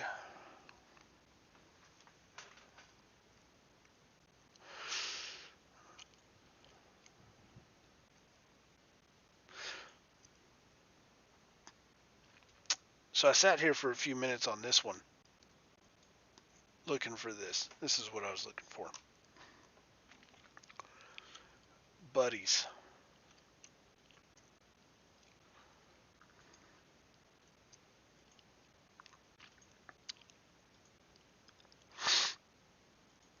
This is going to be the one right here.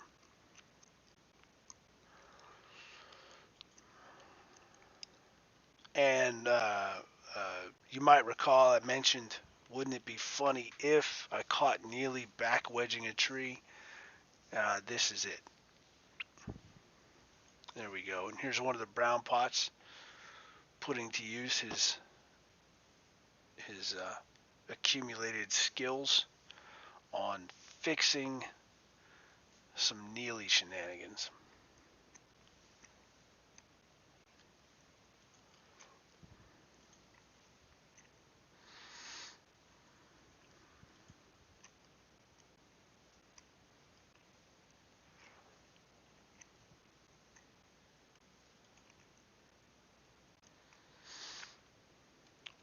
Interesting just for the general undersizedness of the axe on this one.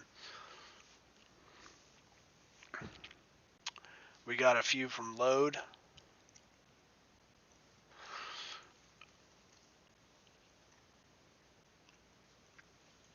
my pinch hitter load pot on this day. Again, as we mentioned in earlier ones, the dogs seem dustier this year, which is cool.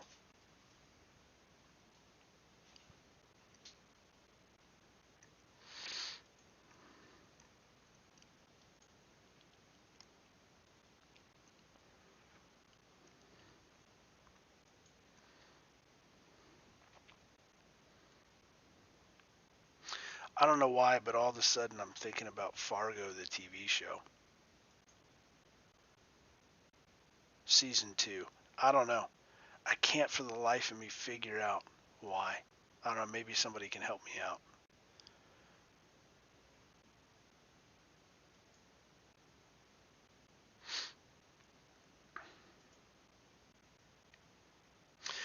So this is what's generally expected. We have a minor injury from some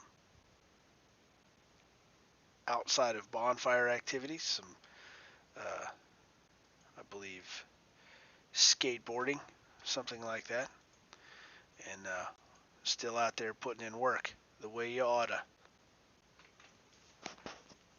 Which reminds me, once again, trip back in time to Bonfire last year.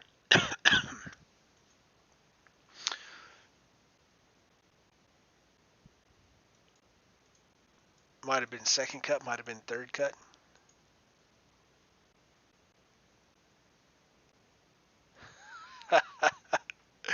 This one. This one. We got an abrasion on a log that it wasn't even being tossed on the truck. I don't think. I think it was being rolled over, and a branch kind of bounced back and made this the grodiest grode shirt that you could have. And this was this was the second cut. So this happened at first cut, and here he is at second cut coming back to work. So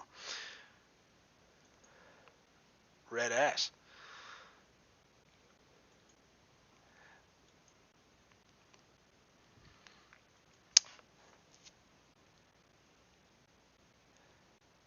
And there we go.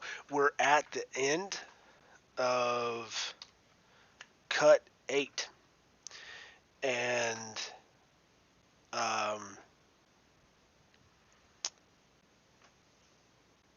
so now I'm going to go make that pot of coffee and be back in a few minutes.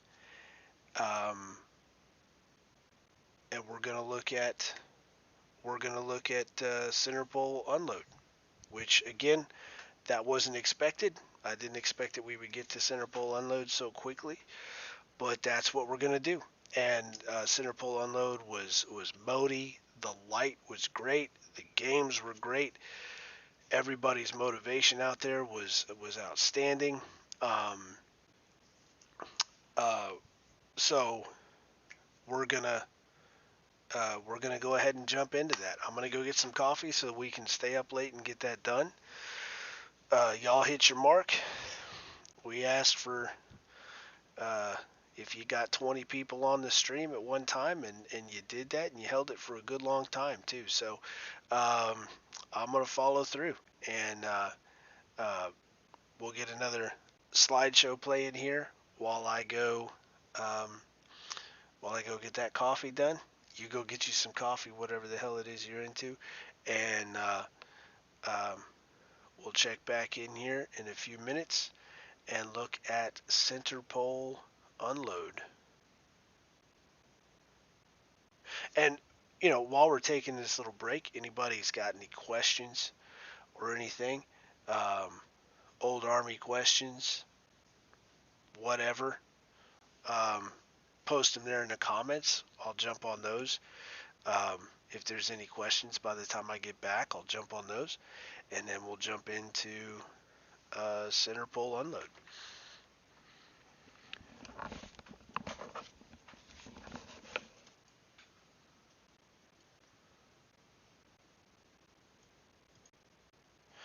All right, we are back.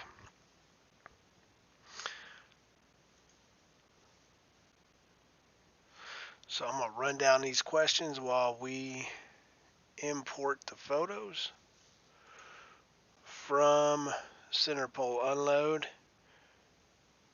See, I was so not expecting to do this today that the photos were still on the camera, so those are all moved over to the machine. We're going to get those imported now. And as we're importing those, I'm going to let's go through some of these super important questions on the chat.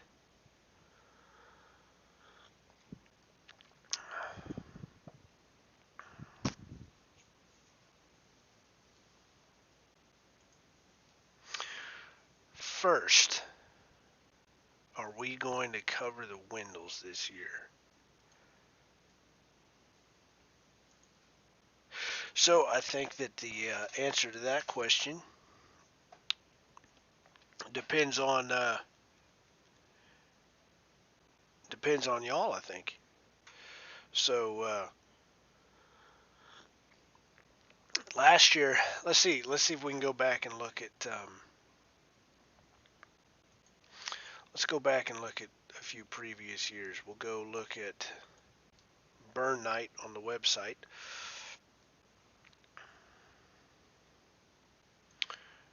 $11, $12, $13, $14, $15.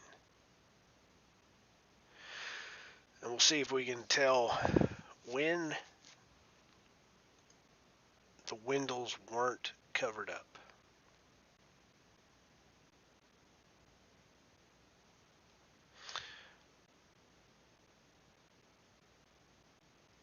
So here Stack has done a good bit of burning already, and you can see one of the window sticks right here.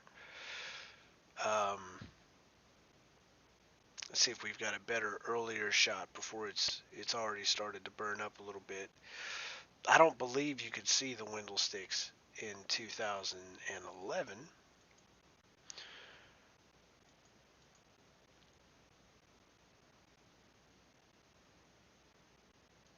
Oh, we'll look at winter break.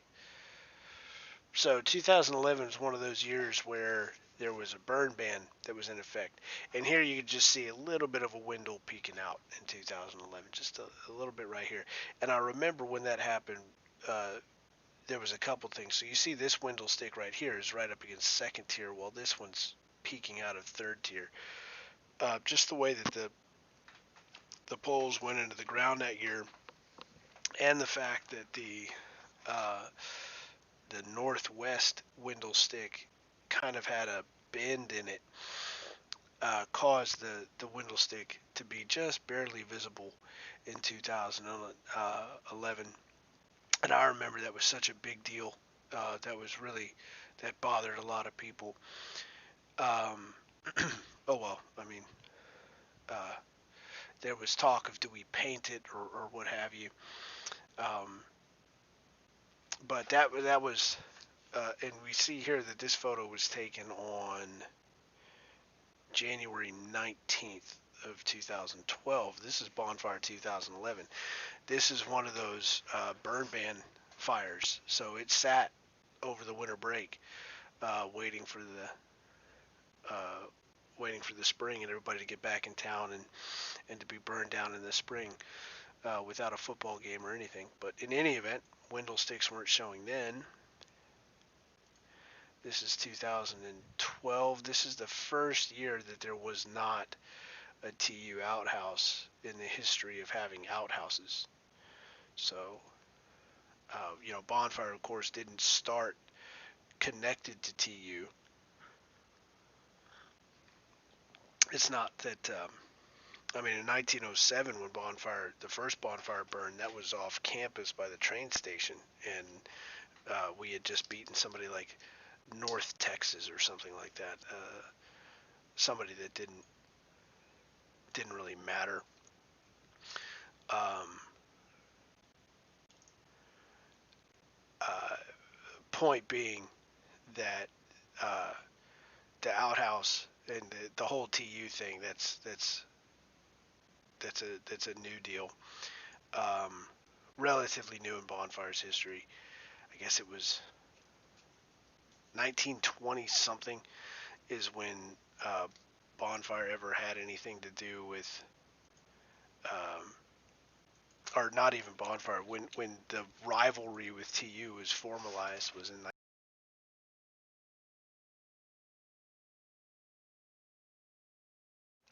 Uh-oh. Did we lose audio there? Are we back? I think we're back.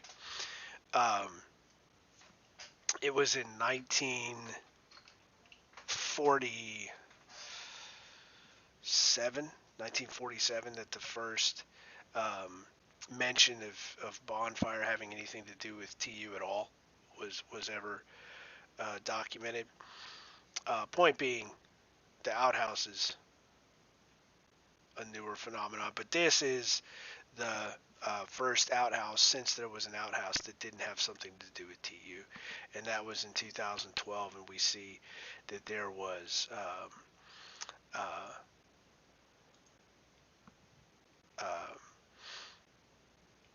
the window sticks weren't showing here. Well, we see one sticking out right here in this corner. 2012. Yeah, that was the SEC year. That was also the year when Jackie Sherrill came to speak at Burn Night, which was a really big deal. Coach Jackie Sherrill, of course, the coach who created the 12th man kickoff team. The entire kickoff team was walk-ons to A&M. Of course, these days we have the 12th man player, but that all started a walk-on football player playing for the Aggies. That all started with the 12th man kickoff team, which started with Coach Jackie Sherrill, and he got that idea when he came out to Bonfire, and he met the Red Pots and got up on stack and did the whole 9 yards and saw what the Bonfire experience was like. And his comment at the time was, "Holy crap, you guys put each other through this and this whole thing." And and one of the Red Pots had said that, yeah, and imagine what would happen if you put us on a football field. And so the 12th man kickoff team was born. In any event, Coach Sherrill was the speaker in 2012, and we see in 2012 there's a little peak of a window stick there.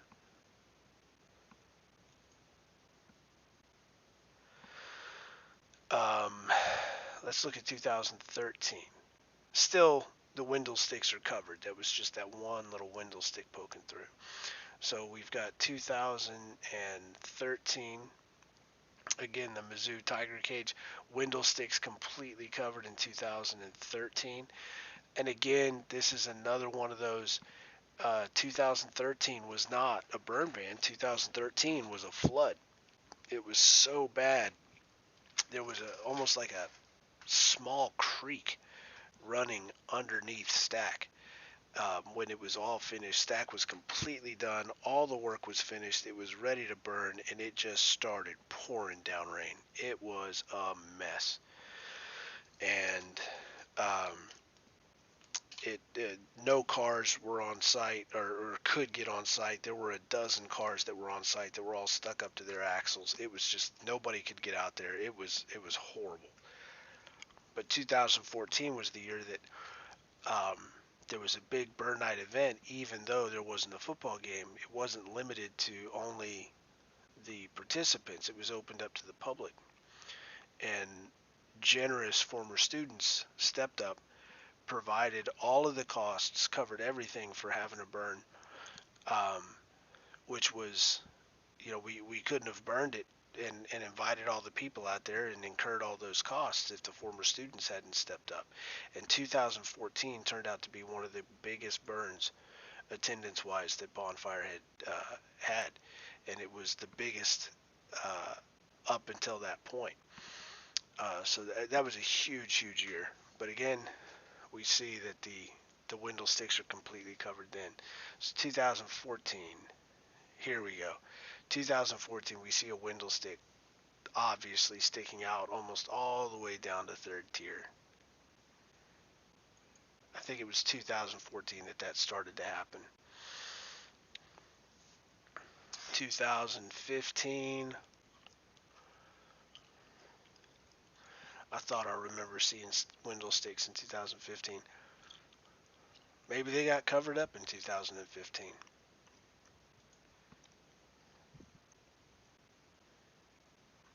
So they got covered in.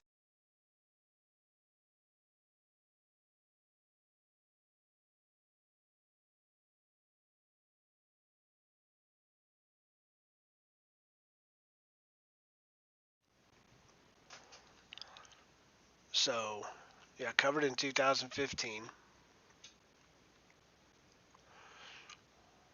Maybe it was 2016. Point being, Bonfire went for a long time covering up those window sticks, and then for a few years in a row, the window sticks were not covered up during stack, and that was, um, you got the former participants would come back and how come you guys aren't covering up the window sticks? You get the people who had seen it before, who were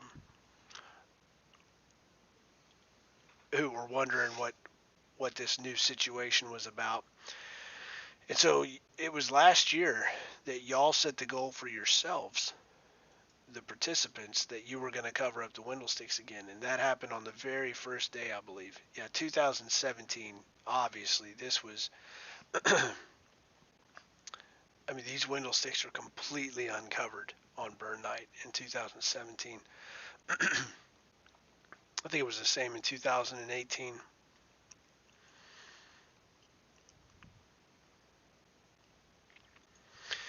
So y'all set the goal for yourselves in 2019, and there we go. We see another one of the window sticks, and y'all knew it was going to be hard, and you knew, oh, look at this. Here's one of your senior red pots right here. There you go.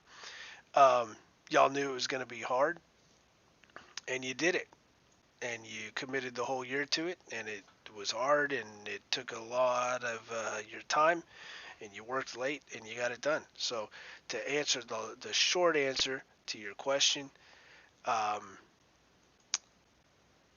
are you going to cover up the window sticks this year? That's on y'all, I think. I think you can. I think you should. So the other question here, can you climb stack this year? So if you're still on, I'm curious what you mean by can you climb stack this year? Like, do you mean me, personally, myself? Can I climb stack this year? Or are you saying, can you, like other people, climb stack this year? I'll give it a second. See if you're still on. That was from Ray Newton.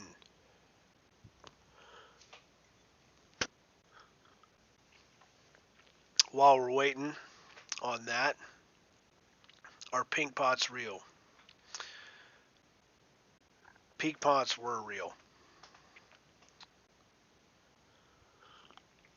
It's a historical piece. Um, no comment. No comment.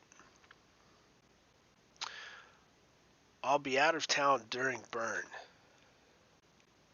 Can you move the date?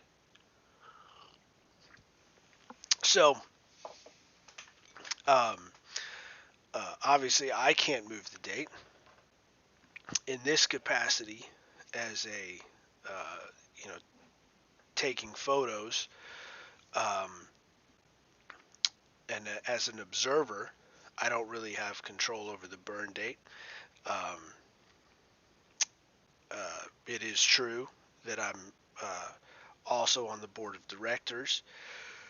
Uh, However, in that capacity, it's still we are very careful to make sure that the students are still in charge. Y'all make the decisions. We're here just because we've seen a lot of them, and we've got a long memory, and we can help with questions and concerns and whatnot. But it's very important that we make sure that the students make the decision. So um, I've got nothing.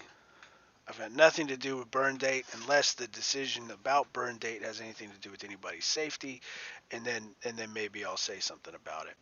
I do expect. I know that we had originally said that Friday would be the burn date, Friday the day before the game.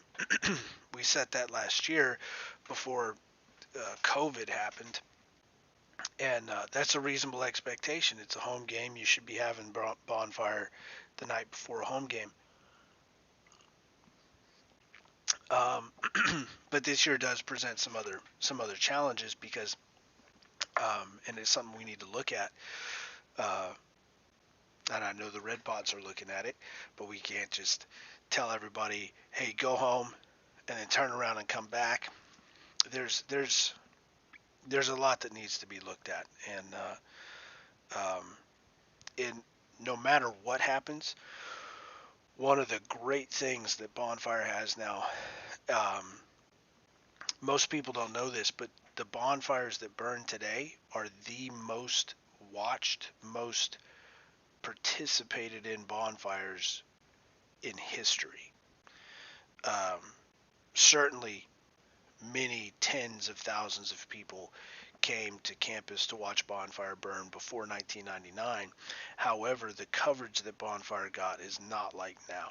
So Bonfire has Texags that live streams it, and they play it on texags.com. It goes live on Facebook, and all of these their various outlets. So I believe it was a few years ago. The last time I asked what the numbers were, I think two 2 million 2 million people saw burn at some point live.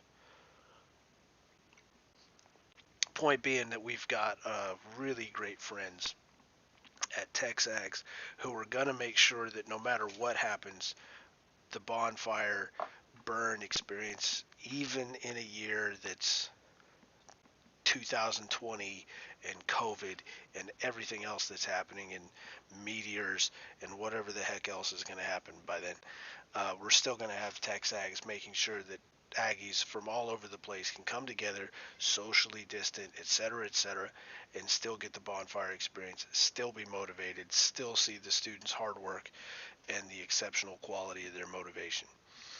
Um, if that answers your question. So we got to reply back some clarification. Dion on stack. Uh, so I can climb stack. That can happen.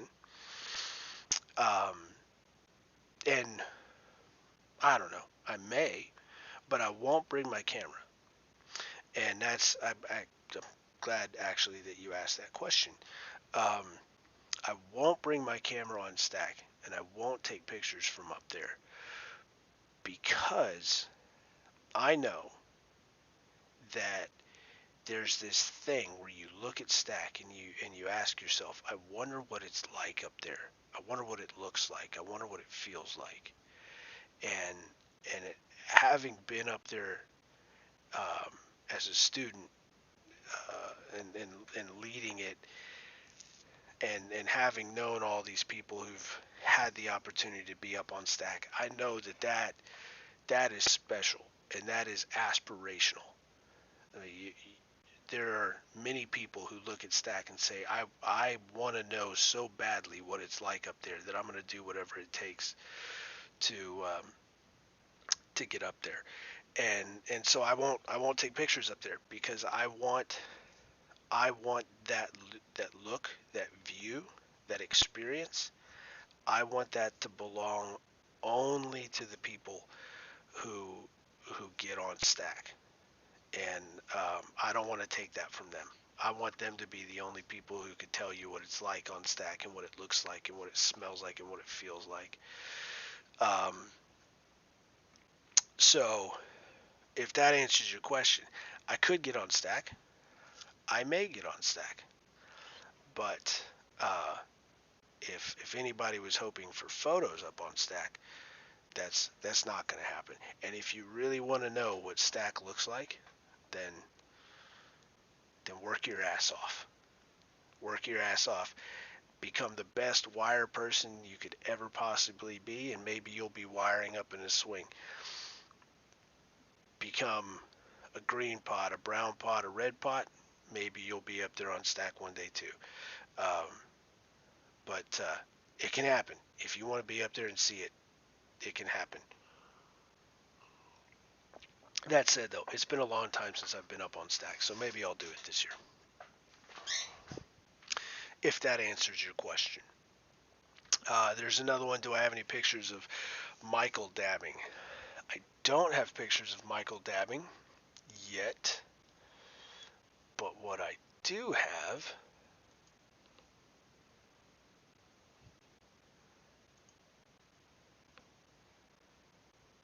somewhere in here, I have it.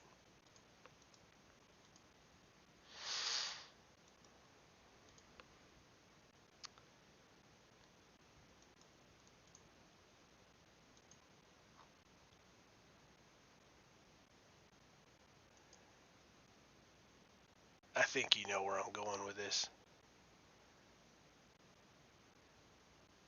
Nope, actually, no. Oh my gosh, I can't believe I'm losing track of time. It's not 2017, 2016.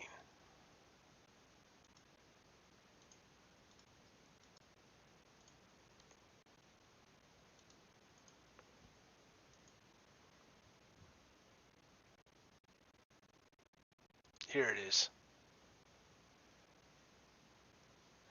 I don't have Michael dabbing yet, but I do have Donnie dabbing. Donnie, for those of you who don't know, is Michael's older brother. And Donnie Dab was the thing.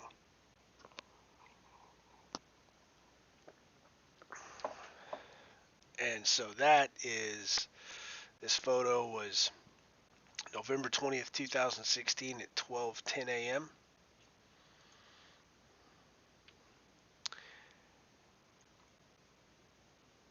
And November 2016 at 12:11 a.m., this is the response to Donnie dabbing. So maybe at some point this year, maybe I will get a Michael dab. I'll put that on my shot list. Find Donnie dabbing. All right. So I believe that covers it.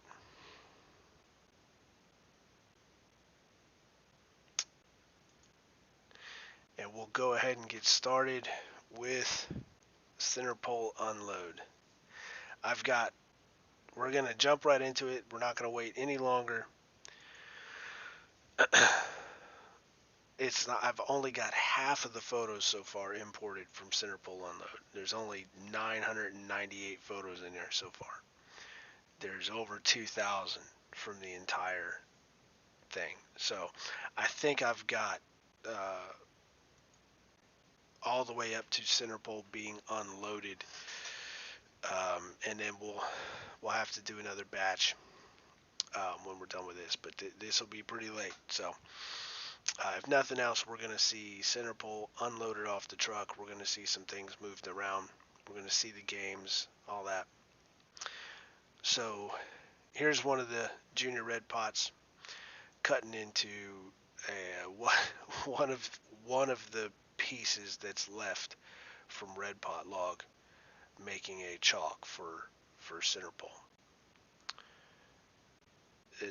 To give you an idea of just how big red pot log was. That was a hell of a log.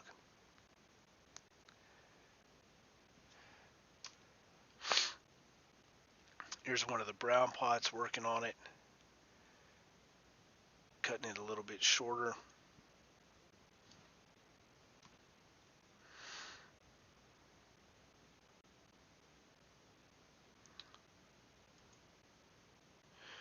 Yeah, I'm going to go with that first one that we looked at.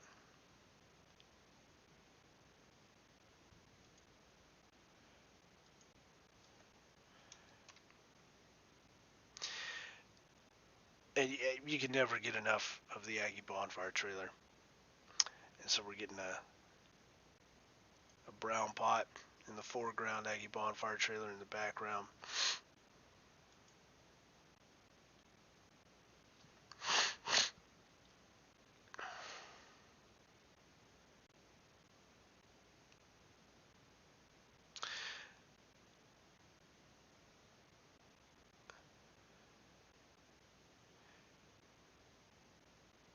Junior red pots and brown pots are working on getting the chalks exactly right. Um,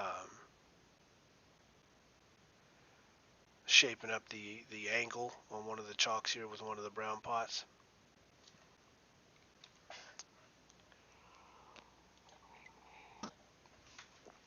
There's a lot of meticulous measuring that goes on, making sure that all of the chalks are at the same height.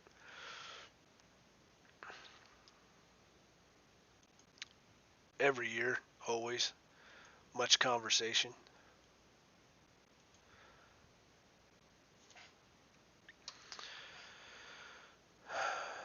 And right, was it here?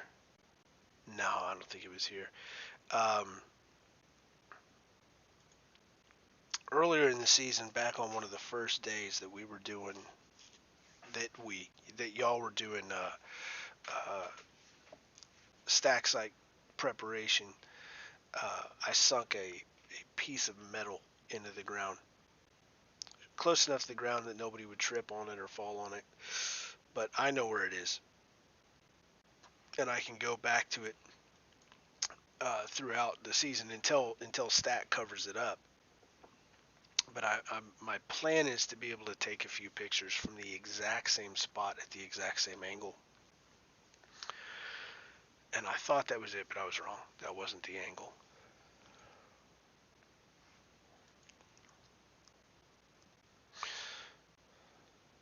So this is one of the Browns realizing that I was taking a picture and saying, oh, I better get, here he is in the foreground, wanting to get a good picture taken, looking like he's working. And then one of his buddies screws it up for him. So we're definitely going to use one of those.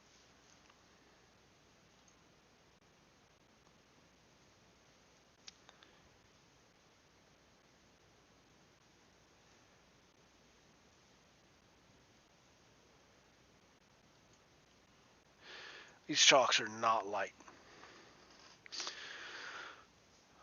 Um, One of the least fun things to have to do. Cut these things to exactly within an inch, exactly the right height. It's not usually a pleasant day this time of year, this time of day. All that sawdust, nasty.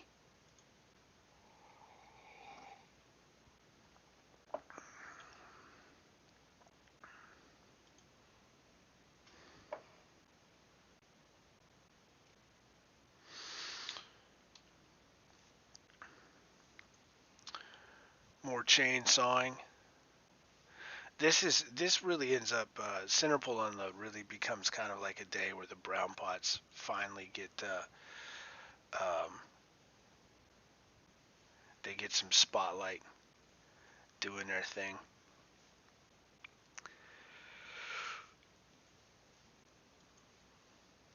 Usually you might catch them in the woods walking around with the chainsaw cutting some things a little bit, but this is the brown pot's time to shine. So here they are. They uh, got all the crews lining up on the perimeter rope.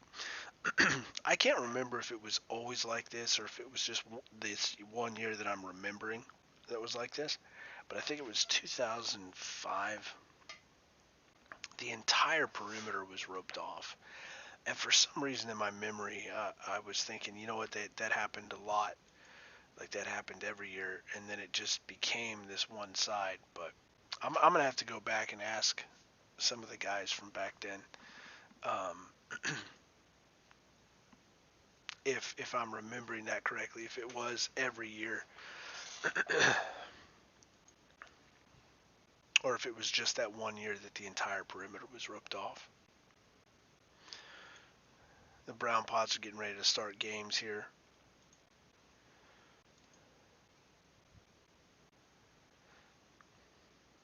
I'm always a big fan of the shenanigans before.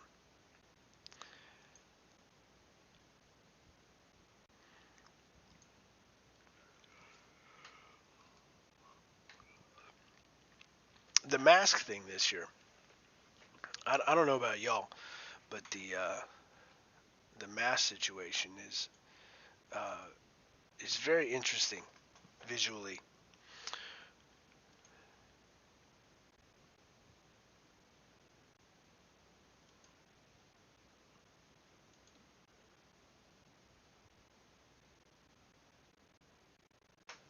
Here's one of the jerps throwing something. Another jerp making sure everybody's behind the line.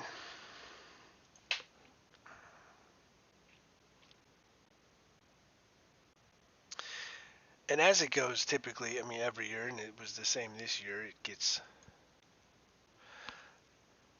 as it goes, it gets a little bit more, um, everybody's pushing each other's buttons a little bit more. Sometimes becomes a little heated. I did appreciate this year that nobody ran through perimeter. There was a few years where a couple people tried to do that, and I think after last year that they did a lot to keep that from happening.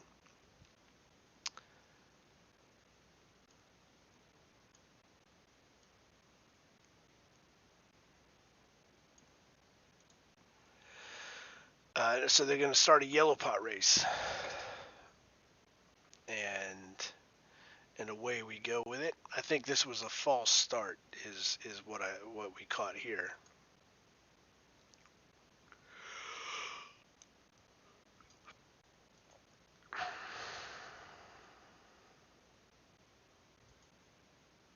Hmm.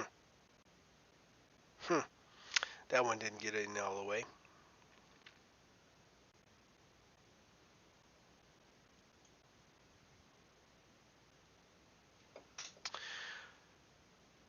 Let's see. Here we got our early front runner.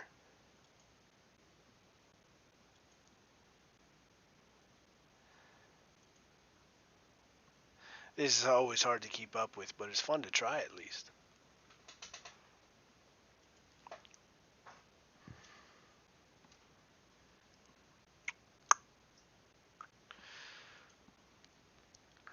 Here's everybody else.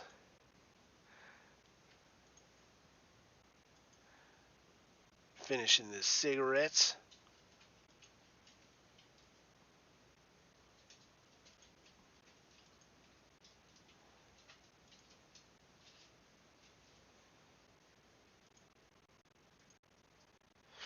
It was ran the race a little bit different this year.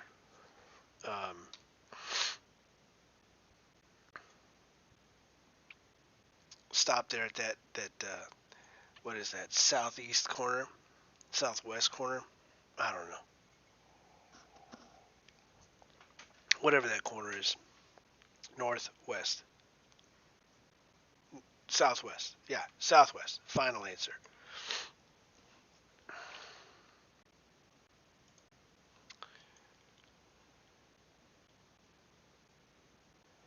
Here we go. So we see here, I'm shooting this direction, but once you turn that corner, the light is something completely different. Just that right there. So we see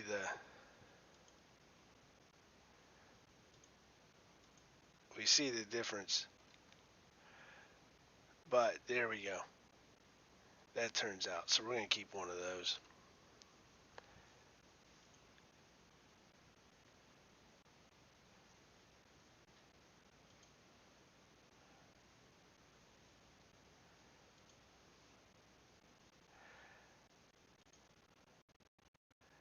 That was a good bull yellow pot race.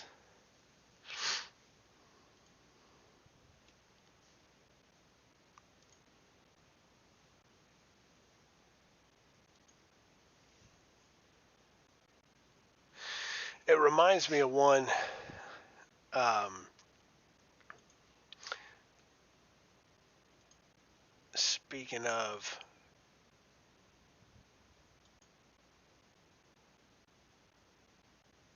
what year did we say that was? 2016. So it would have been 2014.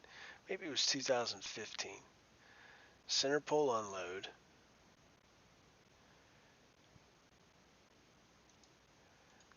Maybe it was 2014. So we'll look. But that one angle there reminded me of,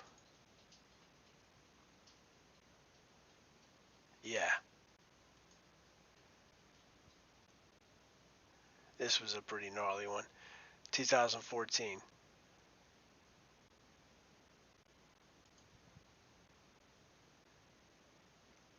That was a fun year. That was a fun Centerpole unload.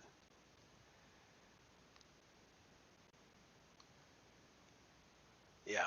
So that one that we picked there, for some reason, that the dust, the everything,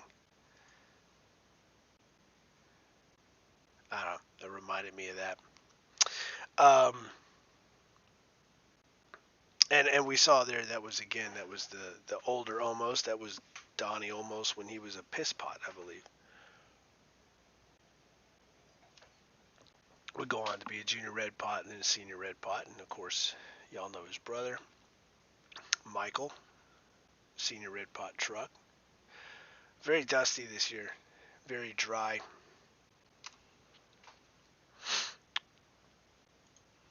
Makes for good photos though.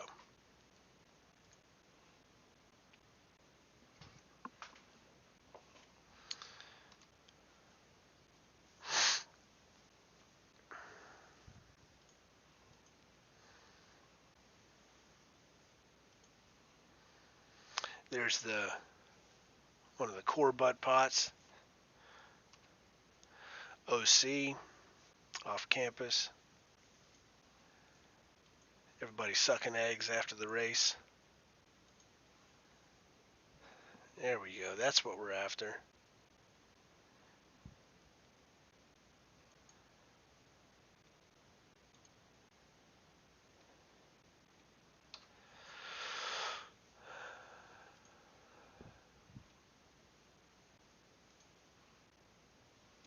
Kruger doing Kruger things.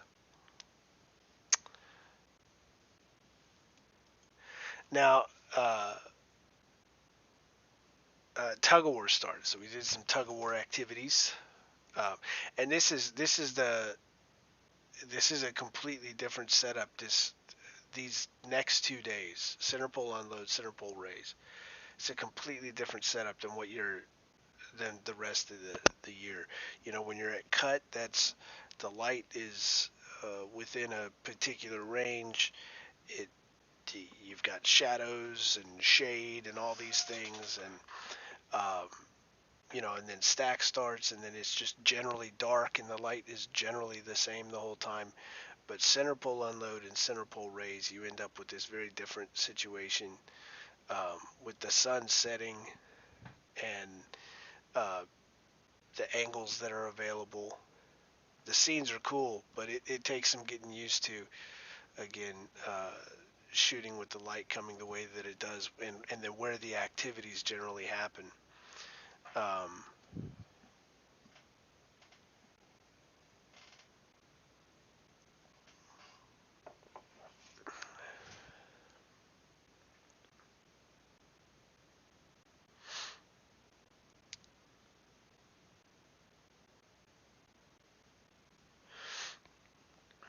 but I started to figure it out. I started to finally get it dialed in. So while everybody's playing around with the ropes and doing the games and all these other things, this is also me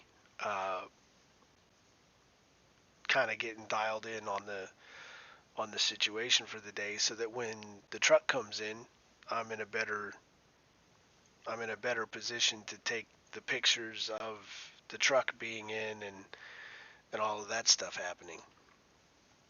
Centerpole getting unloaded and all that.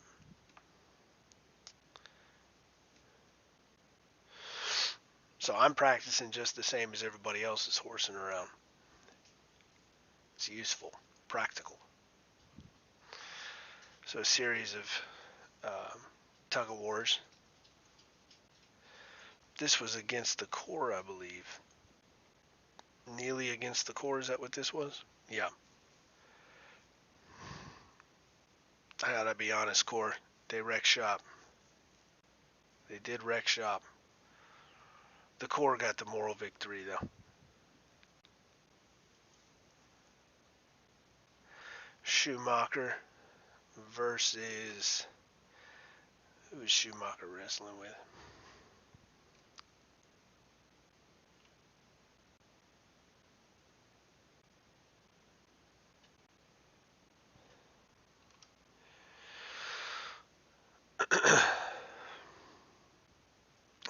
I actually like this one. I prefer this one.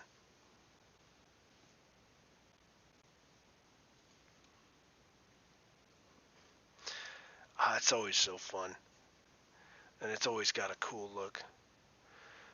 Here we have Walton and Leggett was going up against... who are they going up against? At this point, I'd already shot a bunch with the light behind, and so I'm trying to get some with the light on. Who's pulling?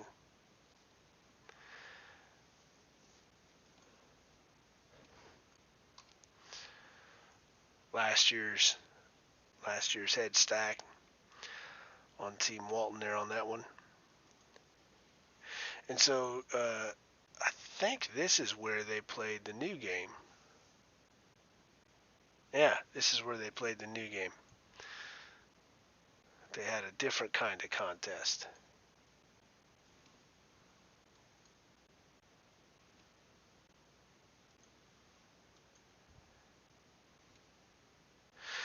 So here they picked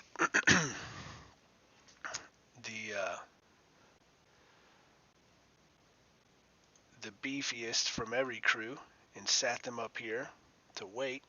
And let's see. I really hope these turned out well. These are the ones I was looking forward to. Of course, I was looking forward to Centerpole. Of course, that's what I was there for. But I'm really hoping that the light turned out on these.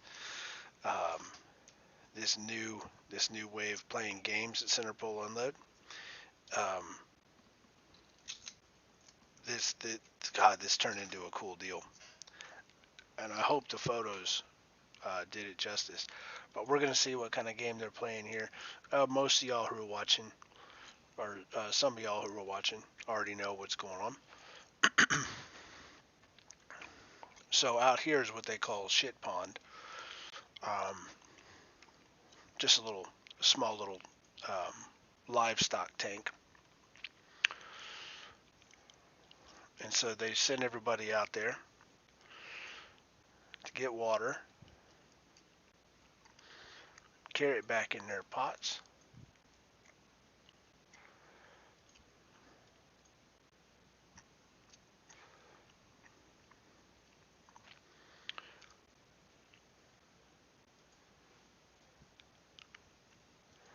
And there we go. Obviously, that's not a cool shot. We're gonna see it. We're gonna see a few that actually work.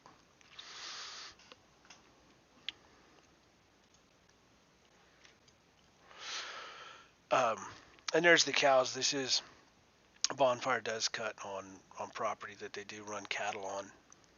I think it's only been the last couple of years that I remember seeing longhorns out there.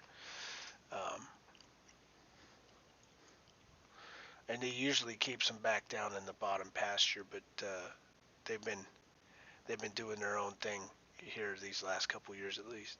And there's what we're after, this sort of thing.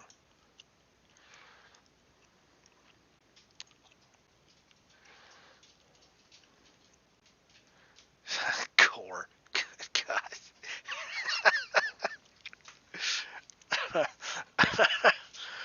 All right. Yeah. So let's get weird, right?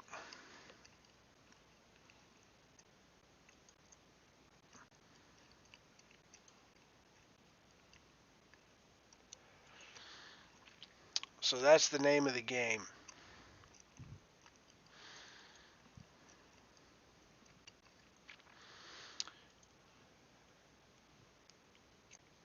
I think Kruger was out to an early lead from the start.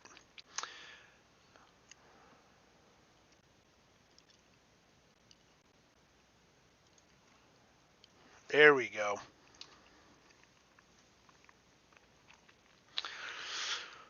So the point of the game was to get the biggest uh, the representative from each crew, get them as grody as possible, as quickly as possible.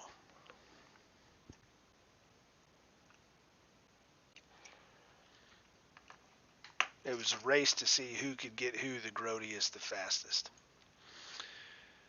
And so every crew sent their fish out to Shit Pond to get all the grode in their pots that they could, and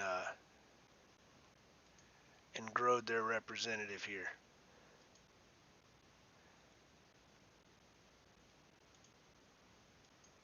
So this went on for a little bit. Oh, 10 minutes maybe, something like that. Pelt had this one character that was, I mean, he was into it. I think he made 4 or 5 trips all by himself.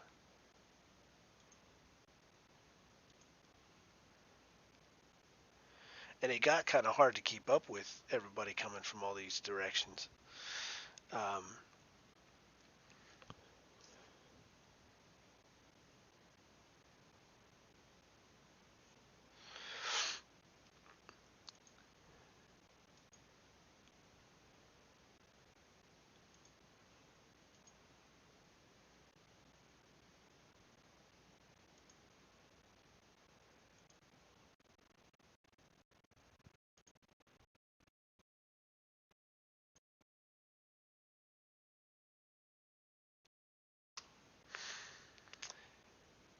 I'm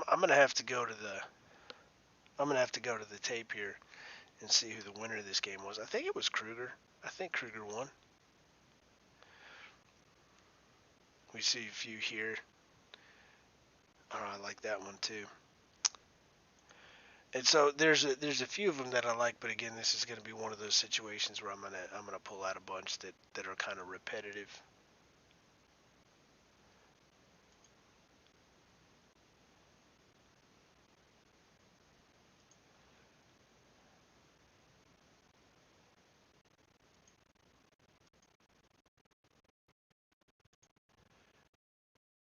There we go.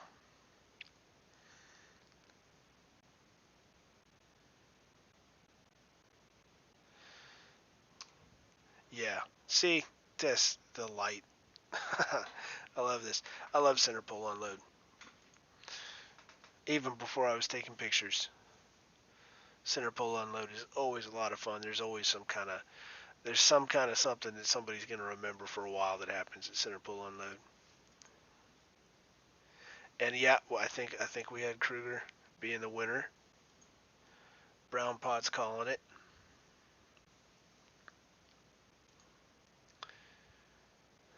I think the core had a podium finish, maybe, or maybe this was another moral victory for the core.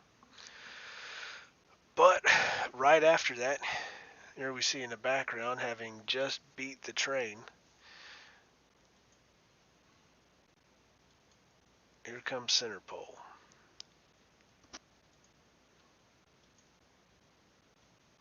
It's a big, beefy Centerpole this year. A sizable uh, Centerpole. I think this is the. I didn't know this, but there's multiple grades of poles that are available from Lufkin Creosote, who's so generous with providing these poles. And I think we got the best grade that we've ever gotten with this year's Centerpole. And generally, I think for obvious reasons, these things aren't cheap. But uh, again, Lufkin Creosote really coming through, real generous in providing these. So Centerpole is on site. Red Pot's calling the juniors. We're also starting to get towards the best light of the day.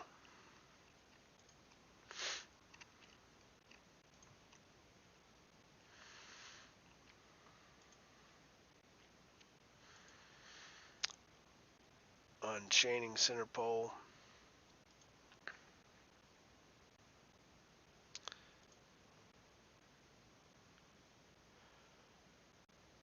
And again, this is tough trying to get that. So the sun is completely washed out the sky.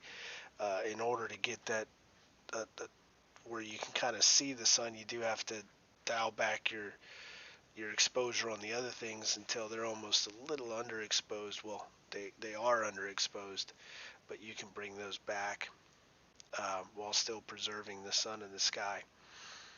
Um, but if you shoot so that the exposure on the logs is correct, you end up overexposing the sky, and this is not what it looked like at this time. Right, the general feel was something closer to some of these. The sky is more. This is more accurate to what the sky was like at the time, but now this is very underexposed. So, we'll work with that just a little bit. We're not going to manipulate the photos, but we're going to just do a little darkroom work on it and bring up the shadows a little bit, just a little bit. But you shoot with that in mind. You shoot with the idea to underexpose a little bit the stuff that's in the shadows, and then you can bring those back. So here's a green pot giving somebody a little bit of hell. They're starting to roll off the light poles, the perimeter poles. The light poles are already in the ground.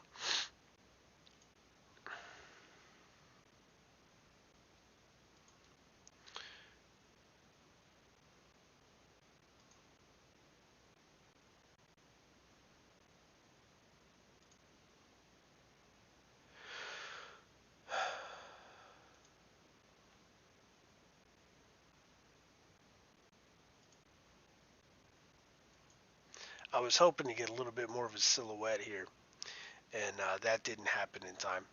A lot of movement going on, and breathing into my mask, fogging up my glasses. I've had to take the thing off at about that time. So they've got some of the poles off, and they're about to uh, call them all to get them all out of the way where they're supposed to be. This is one of the perimeter poles FHK is calling out of the way.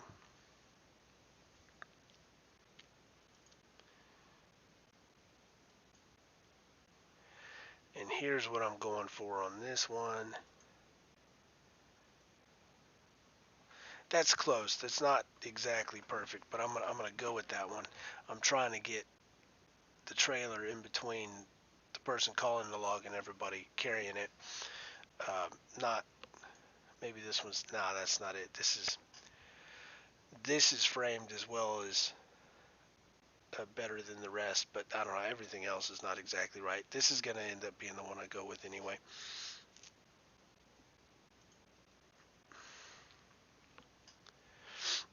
And here we go. This is where it really starts to get fun. At least from shooting it. The dust starts kicking up. It starts to change the color of the air and everything. They always carry the logs uh, towards the west, which is very convenient. I don't think they do that on purpose, but,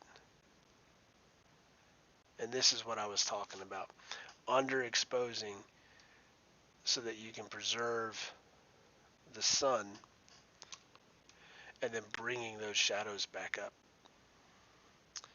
So you preserve the sun in the sky,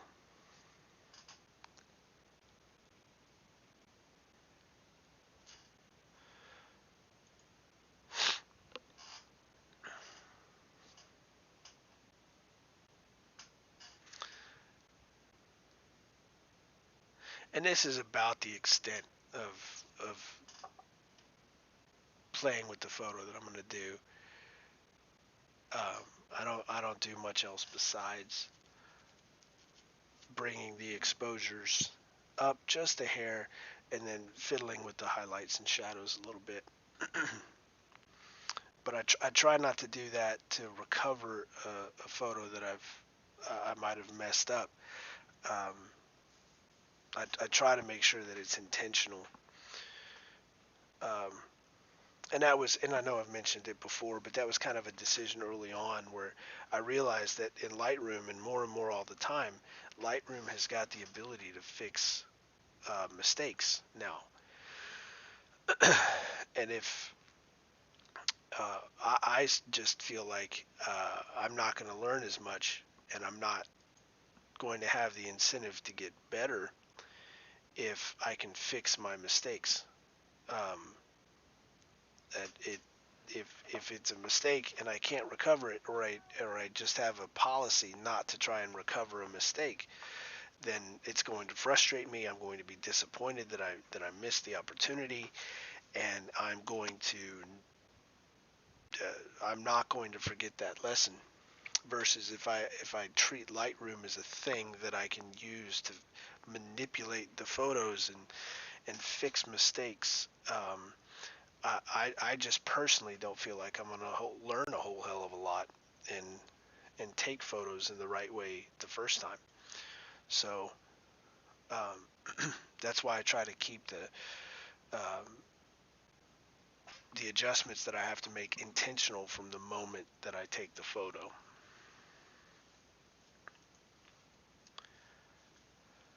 Some people might call that a stupid way of going about it, but I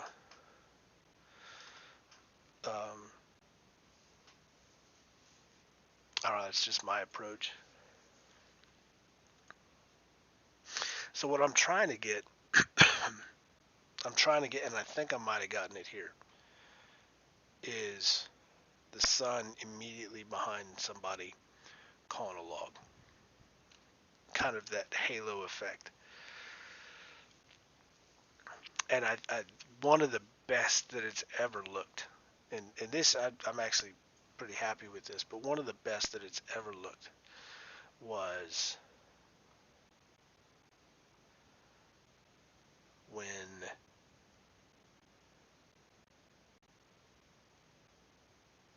OC, it was the OC yellow pot.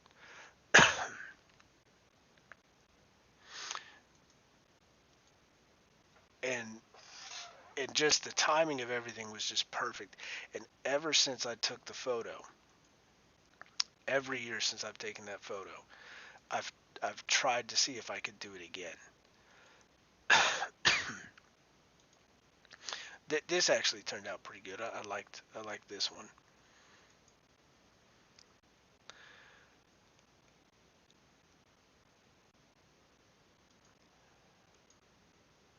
Oh my gosh, I can't believe I'm not remembering the name right now.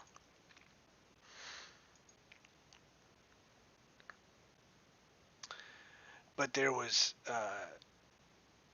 it might have been as late as 2012.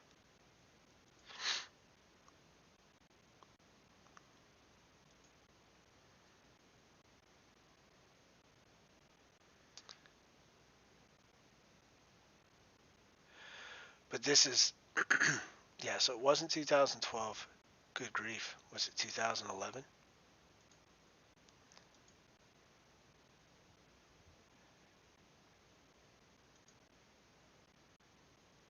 2011 was one of the best entrances of all time. David Michelson driving in the 18-wheeler, doing his best to see with the sun right in his eyes.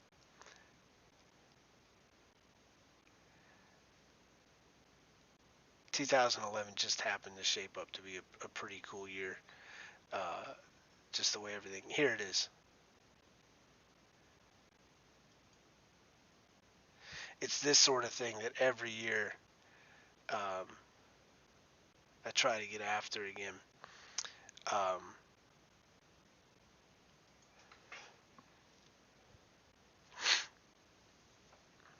The sun there in the background. And there was one... and that's actually not the one, but there was one where the yellow pot had his hand. It looked like he had his hand on the sun. The way the log came up, just in the tree, the sun was just on the other end of the log.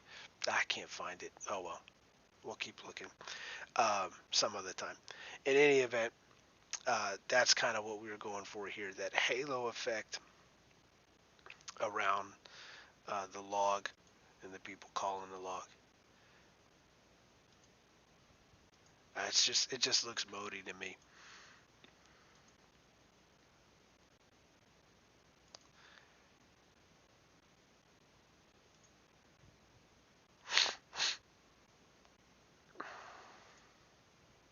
Now, part of why there's so many photos from what I'm calling Centerpole unload is that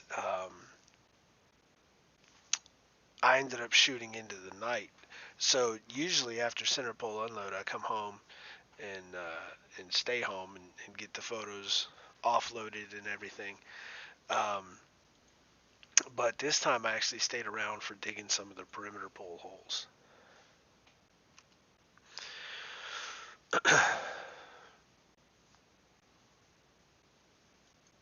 So that's where we end up. I mean, here we are. We're almost 1,000 in, and we're not yet to Centerpole being unloaded yet. And oh man, if I didn't get this one, I'm going to be frustrated.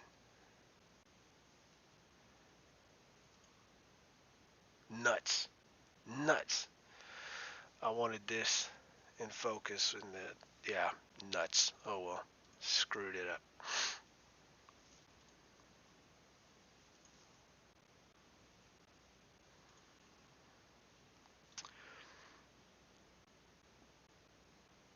So here's the Walton yellow pot getting ready to call the first windle stick off the truck. The windle sticks being named for Levi Garrett Windle, one of my great pot buddies, who passed away before we could even start stack. Just one of the most tremendous, outstanding, extraordinary Aggies and people anybody's ever going to meet. And so, and a Walton guy. And so that's why it was so important to the yellow pot to be able to call the first windle stick. But there's Bonfire has got a blog, I believe. I believe it was for the Bonfire blog that I wrote the story of the windle sticks. I think I've got one on my website as well, a different sort of different angle on the same story, but yeah, it's a good story. And I'll probably tell it again when we look at Centerpole raising and tamping the windle sticks and everything this year. But anyway, that's the windle stick. That's what he's calling.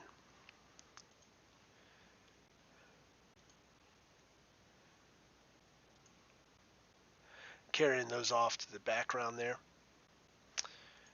And we're getting close to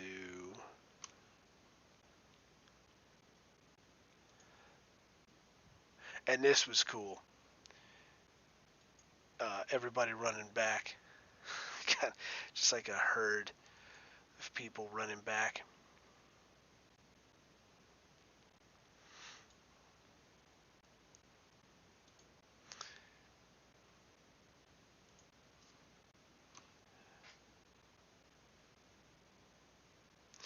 and yeah, we're getting right onto the end of these. So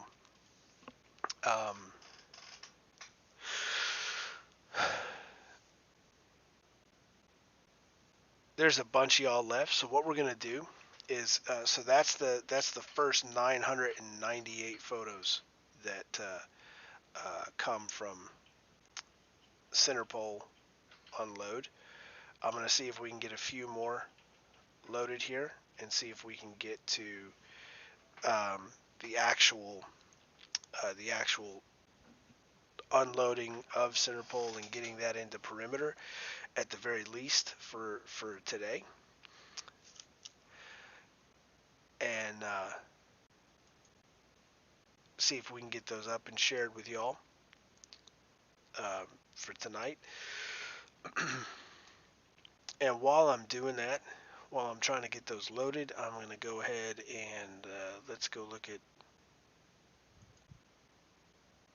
I think it was 2012. Is that what we were looking at? Centerpole unload 2012. Yeah. So we'll start this slideshow from 2012 while I try and get some more of these Centerpole unload photos moved over and ready for review. So go grab you some more coffee. I'm going to grab some more coffee while I'm doing that. And at the very least, we're going to get to Centerpole coming off of the truck.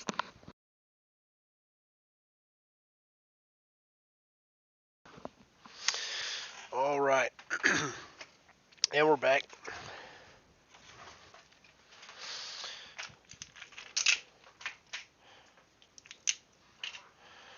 Almost done importing up to when Centerpole is on the ground.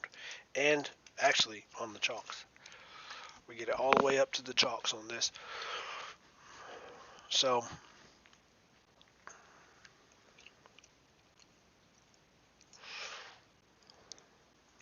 let us go ahead and get started.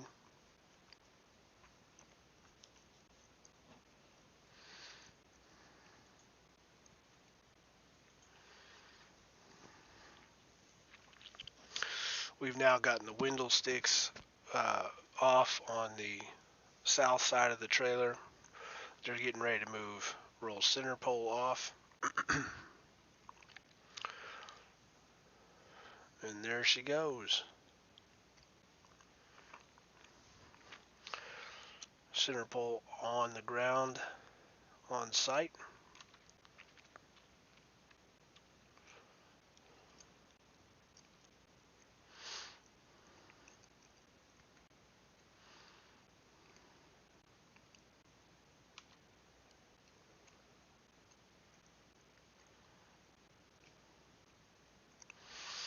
Rolling the rest of the window sticks off.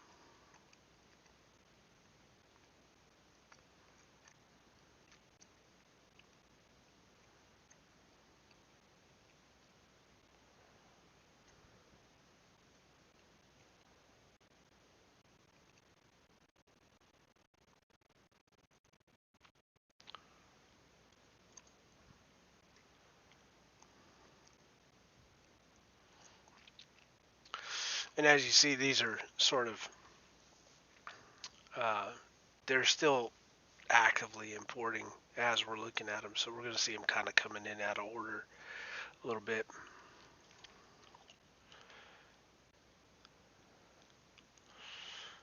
There's the reds pushing off the last of the poles.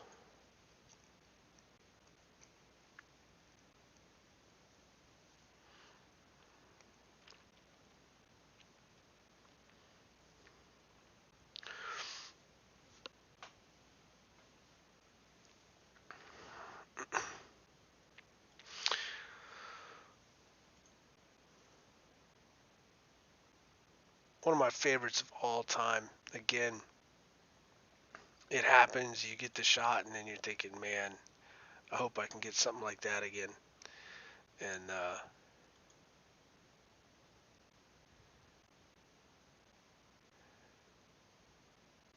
it was a really lucky scenario that year between the sort of people that see this is one of my all-time favorites right here. This is Trace. I think he's saying, "Hey, please, can I have your attention, pretty please, if you don't mind?" I think is what he was saying at this moment.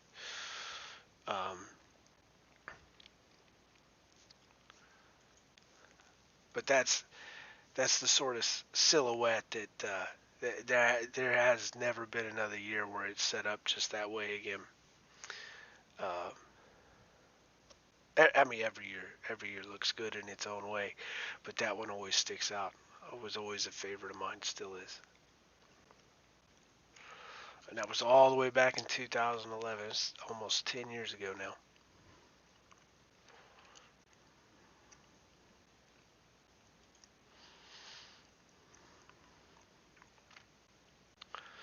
Getting all the poles separated, calling the meat over.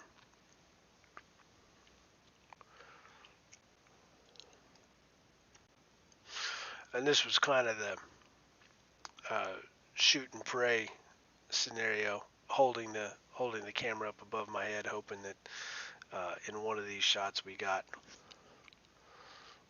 one that works, that illustrates the number of people that are still there, still doing work.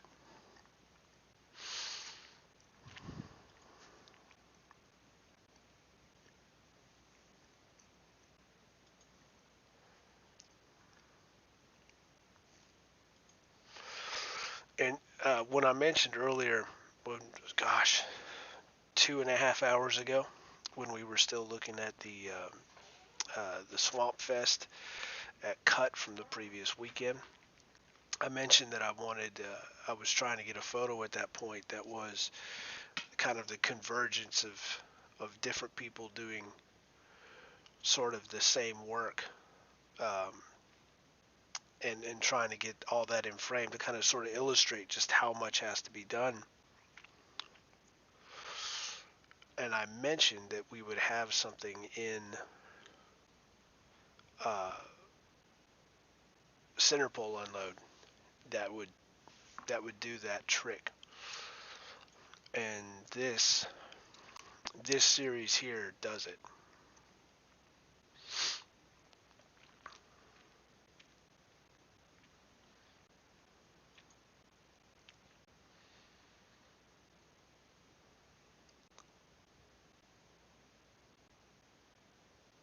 And I think it was towards the end of this series that I got it. Yeah, it's these here, towards the very end of this series, that gets that effect that I was looking for. This train of crews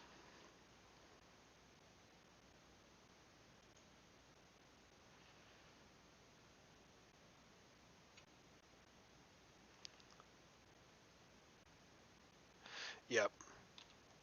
I'm really happy with how these turned out. So I've marked a few of them, and I'm going to come back in there and I'm going to pick the one that does it best. But this is exactly what I'm after here. Just this parade of work. And maybe you see where that aligns with what I was trying to do in the woods earlier.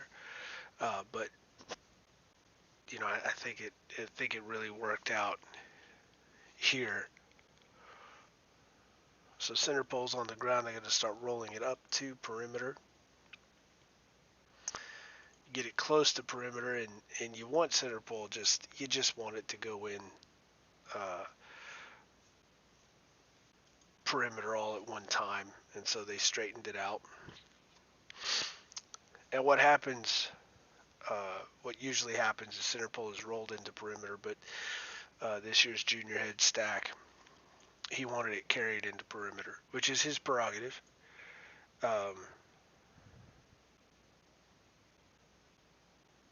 Every year you get the people that get so excited that they touch Centerpole, trying to get their spot on it before they're corrected.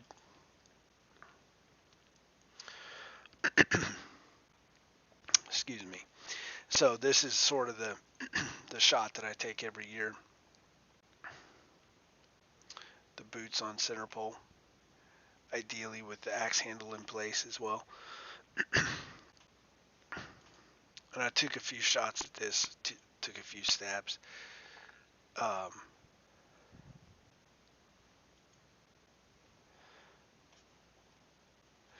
this is getting on to that time of night where it's the available light is disappearing fast, and especially to shoot down here where there's all these bodies blocking all the light. I still think we got it though. So those are the senior red pots standing on Centerpole, waiting for Centerpole to be lifted, and they're going to try and ride it as long as they can. There's the junior head stack getting everybody ready, giving them instructions.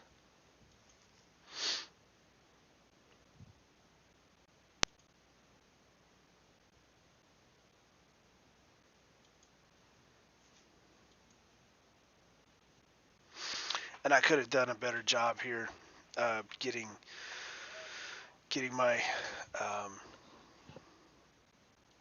exposure ready for the action, for the movement, so that I could freeze that the way that I would need to, so we wouldn't have so much slop in these. And so I'm trying to fix it as we're going, and we see there's a lot of slop in this, and that's not great. That's on me. Screwed that up.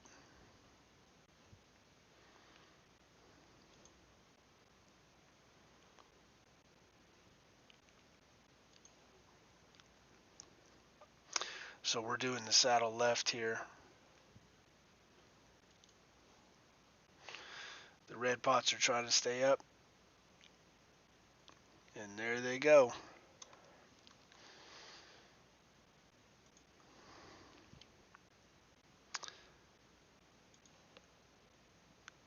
I think I like that one.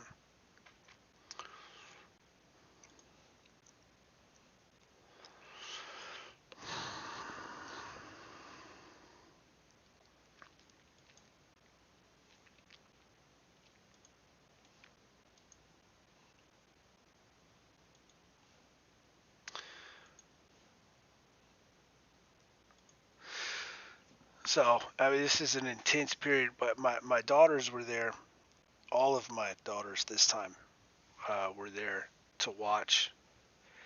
And they told me later that my oldest daughter, she put it really, really well. She said, "Dad, who knew that so much screaming would get people so quiet?"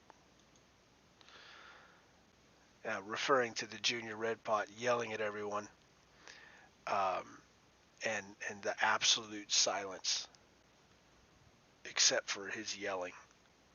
It is sort of an eerie thing. The the yelling,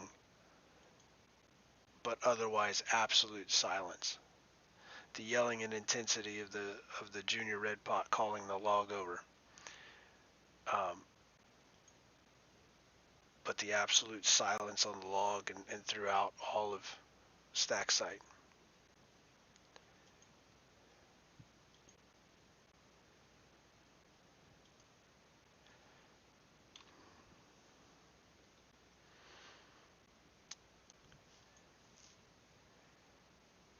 And you could see this. You could see the log wearing on people as it goes. The log Centerpole weighing on people as it goes. You see the dust from the shuffle of saddling all the way over to the chalks. And here we are trying to represent both of those in the frame. Centerpole being bound for these here.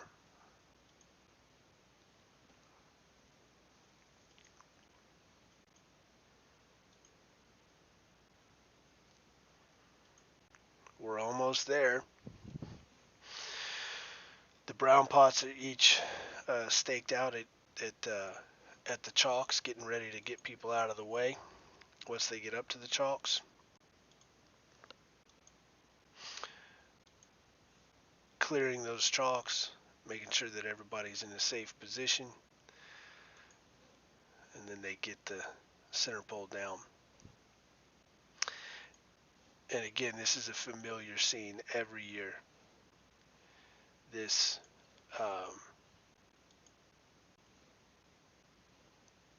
sort of the exhaustion, the being gassed. I like the situational awareness here, the cognizance over the course of doing the work. His mask is slipped down, and he fixes it. It's a weird year. It is a weird year.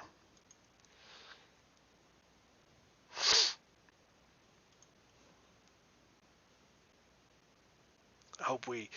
I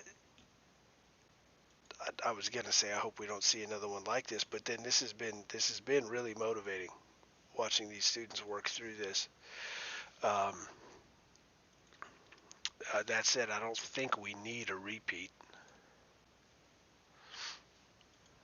We've got it all on camera. We've got it all documented. We don't need to do this one over again.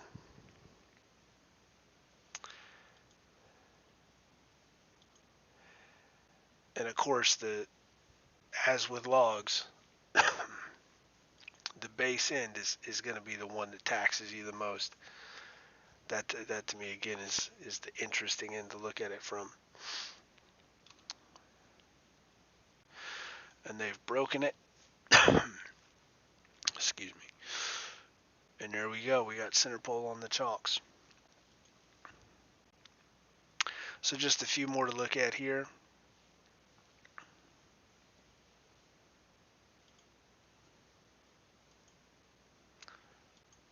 A little powwow after.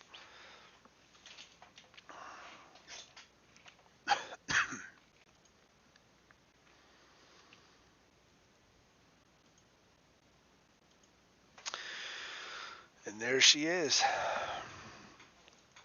So that's Centerpole in perimeter. We got you there. We did it. Thank you for joining tonight. That was a long haul. It usually doesn't go that long, but I told you if you brought the numbers, we'd go ahead and keep pushing through, and you did it. So we pushed through. I'm gonna go through later, double check my work, make sure we got the right photos picked out. Excuse me. Make sure we got the right photos picked out. Get those published to the website. Get everybody notified of those being posted. I don't know if that's going to happen before tomorrow's Centerpole raising, but hopefully we get that done at some point. And then we'll have Centerpole raising photos. We're going to have to look through and review photos from setting the perimeter poles. So it's that time of year. Content, photos, scenes, stories, good bull coming hot and heavy. So y'all, those of you watching who are building Bonfire, y'all keep up the good work. Y'all are doing an outstanding job. You motivate the hell out of everybody, and all of us former students couldn't be more proud of you, and we're grateful for your work. Those of you watching who are former students, who are the motivated former participants and Aggies who just love Bonfire, check Bonfire out at studentbonfire.com. Visit them on Twitter at studentbonfire and also on Facebook. Look them up. Bonfire could always use your motivation, the same as Bonfire tries to share its motivation. So find out how you can get involved, how you can help Bonfire, spread the word, pass it back, tell everybody, tell all your buddies about it, get everybody motivated, spread this motivation that Bonfire is doing such a great job making. And of course the gallery, dion-c.me is the website with all the photos.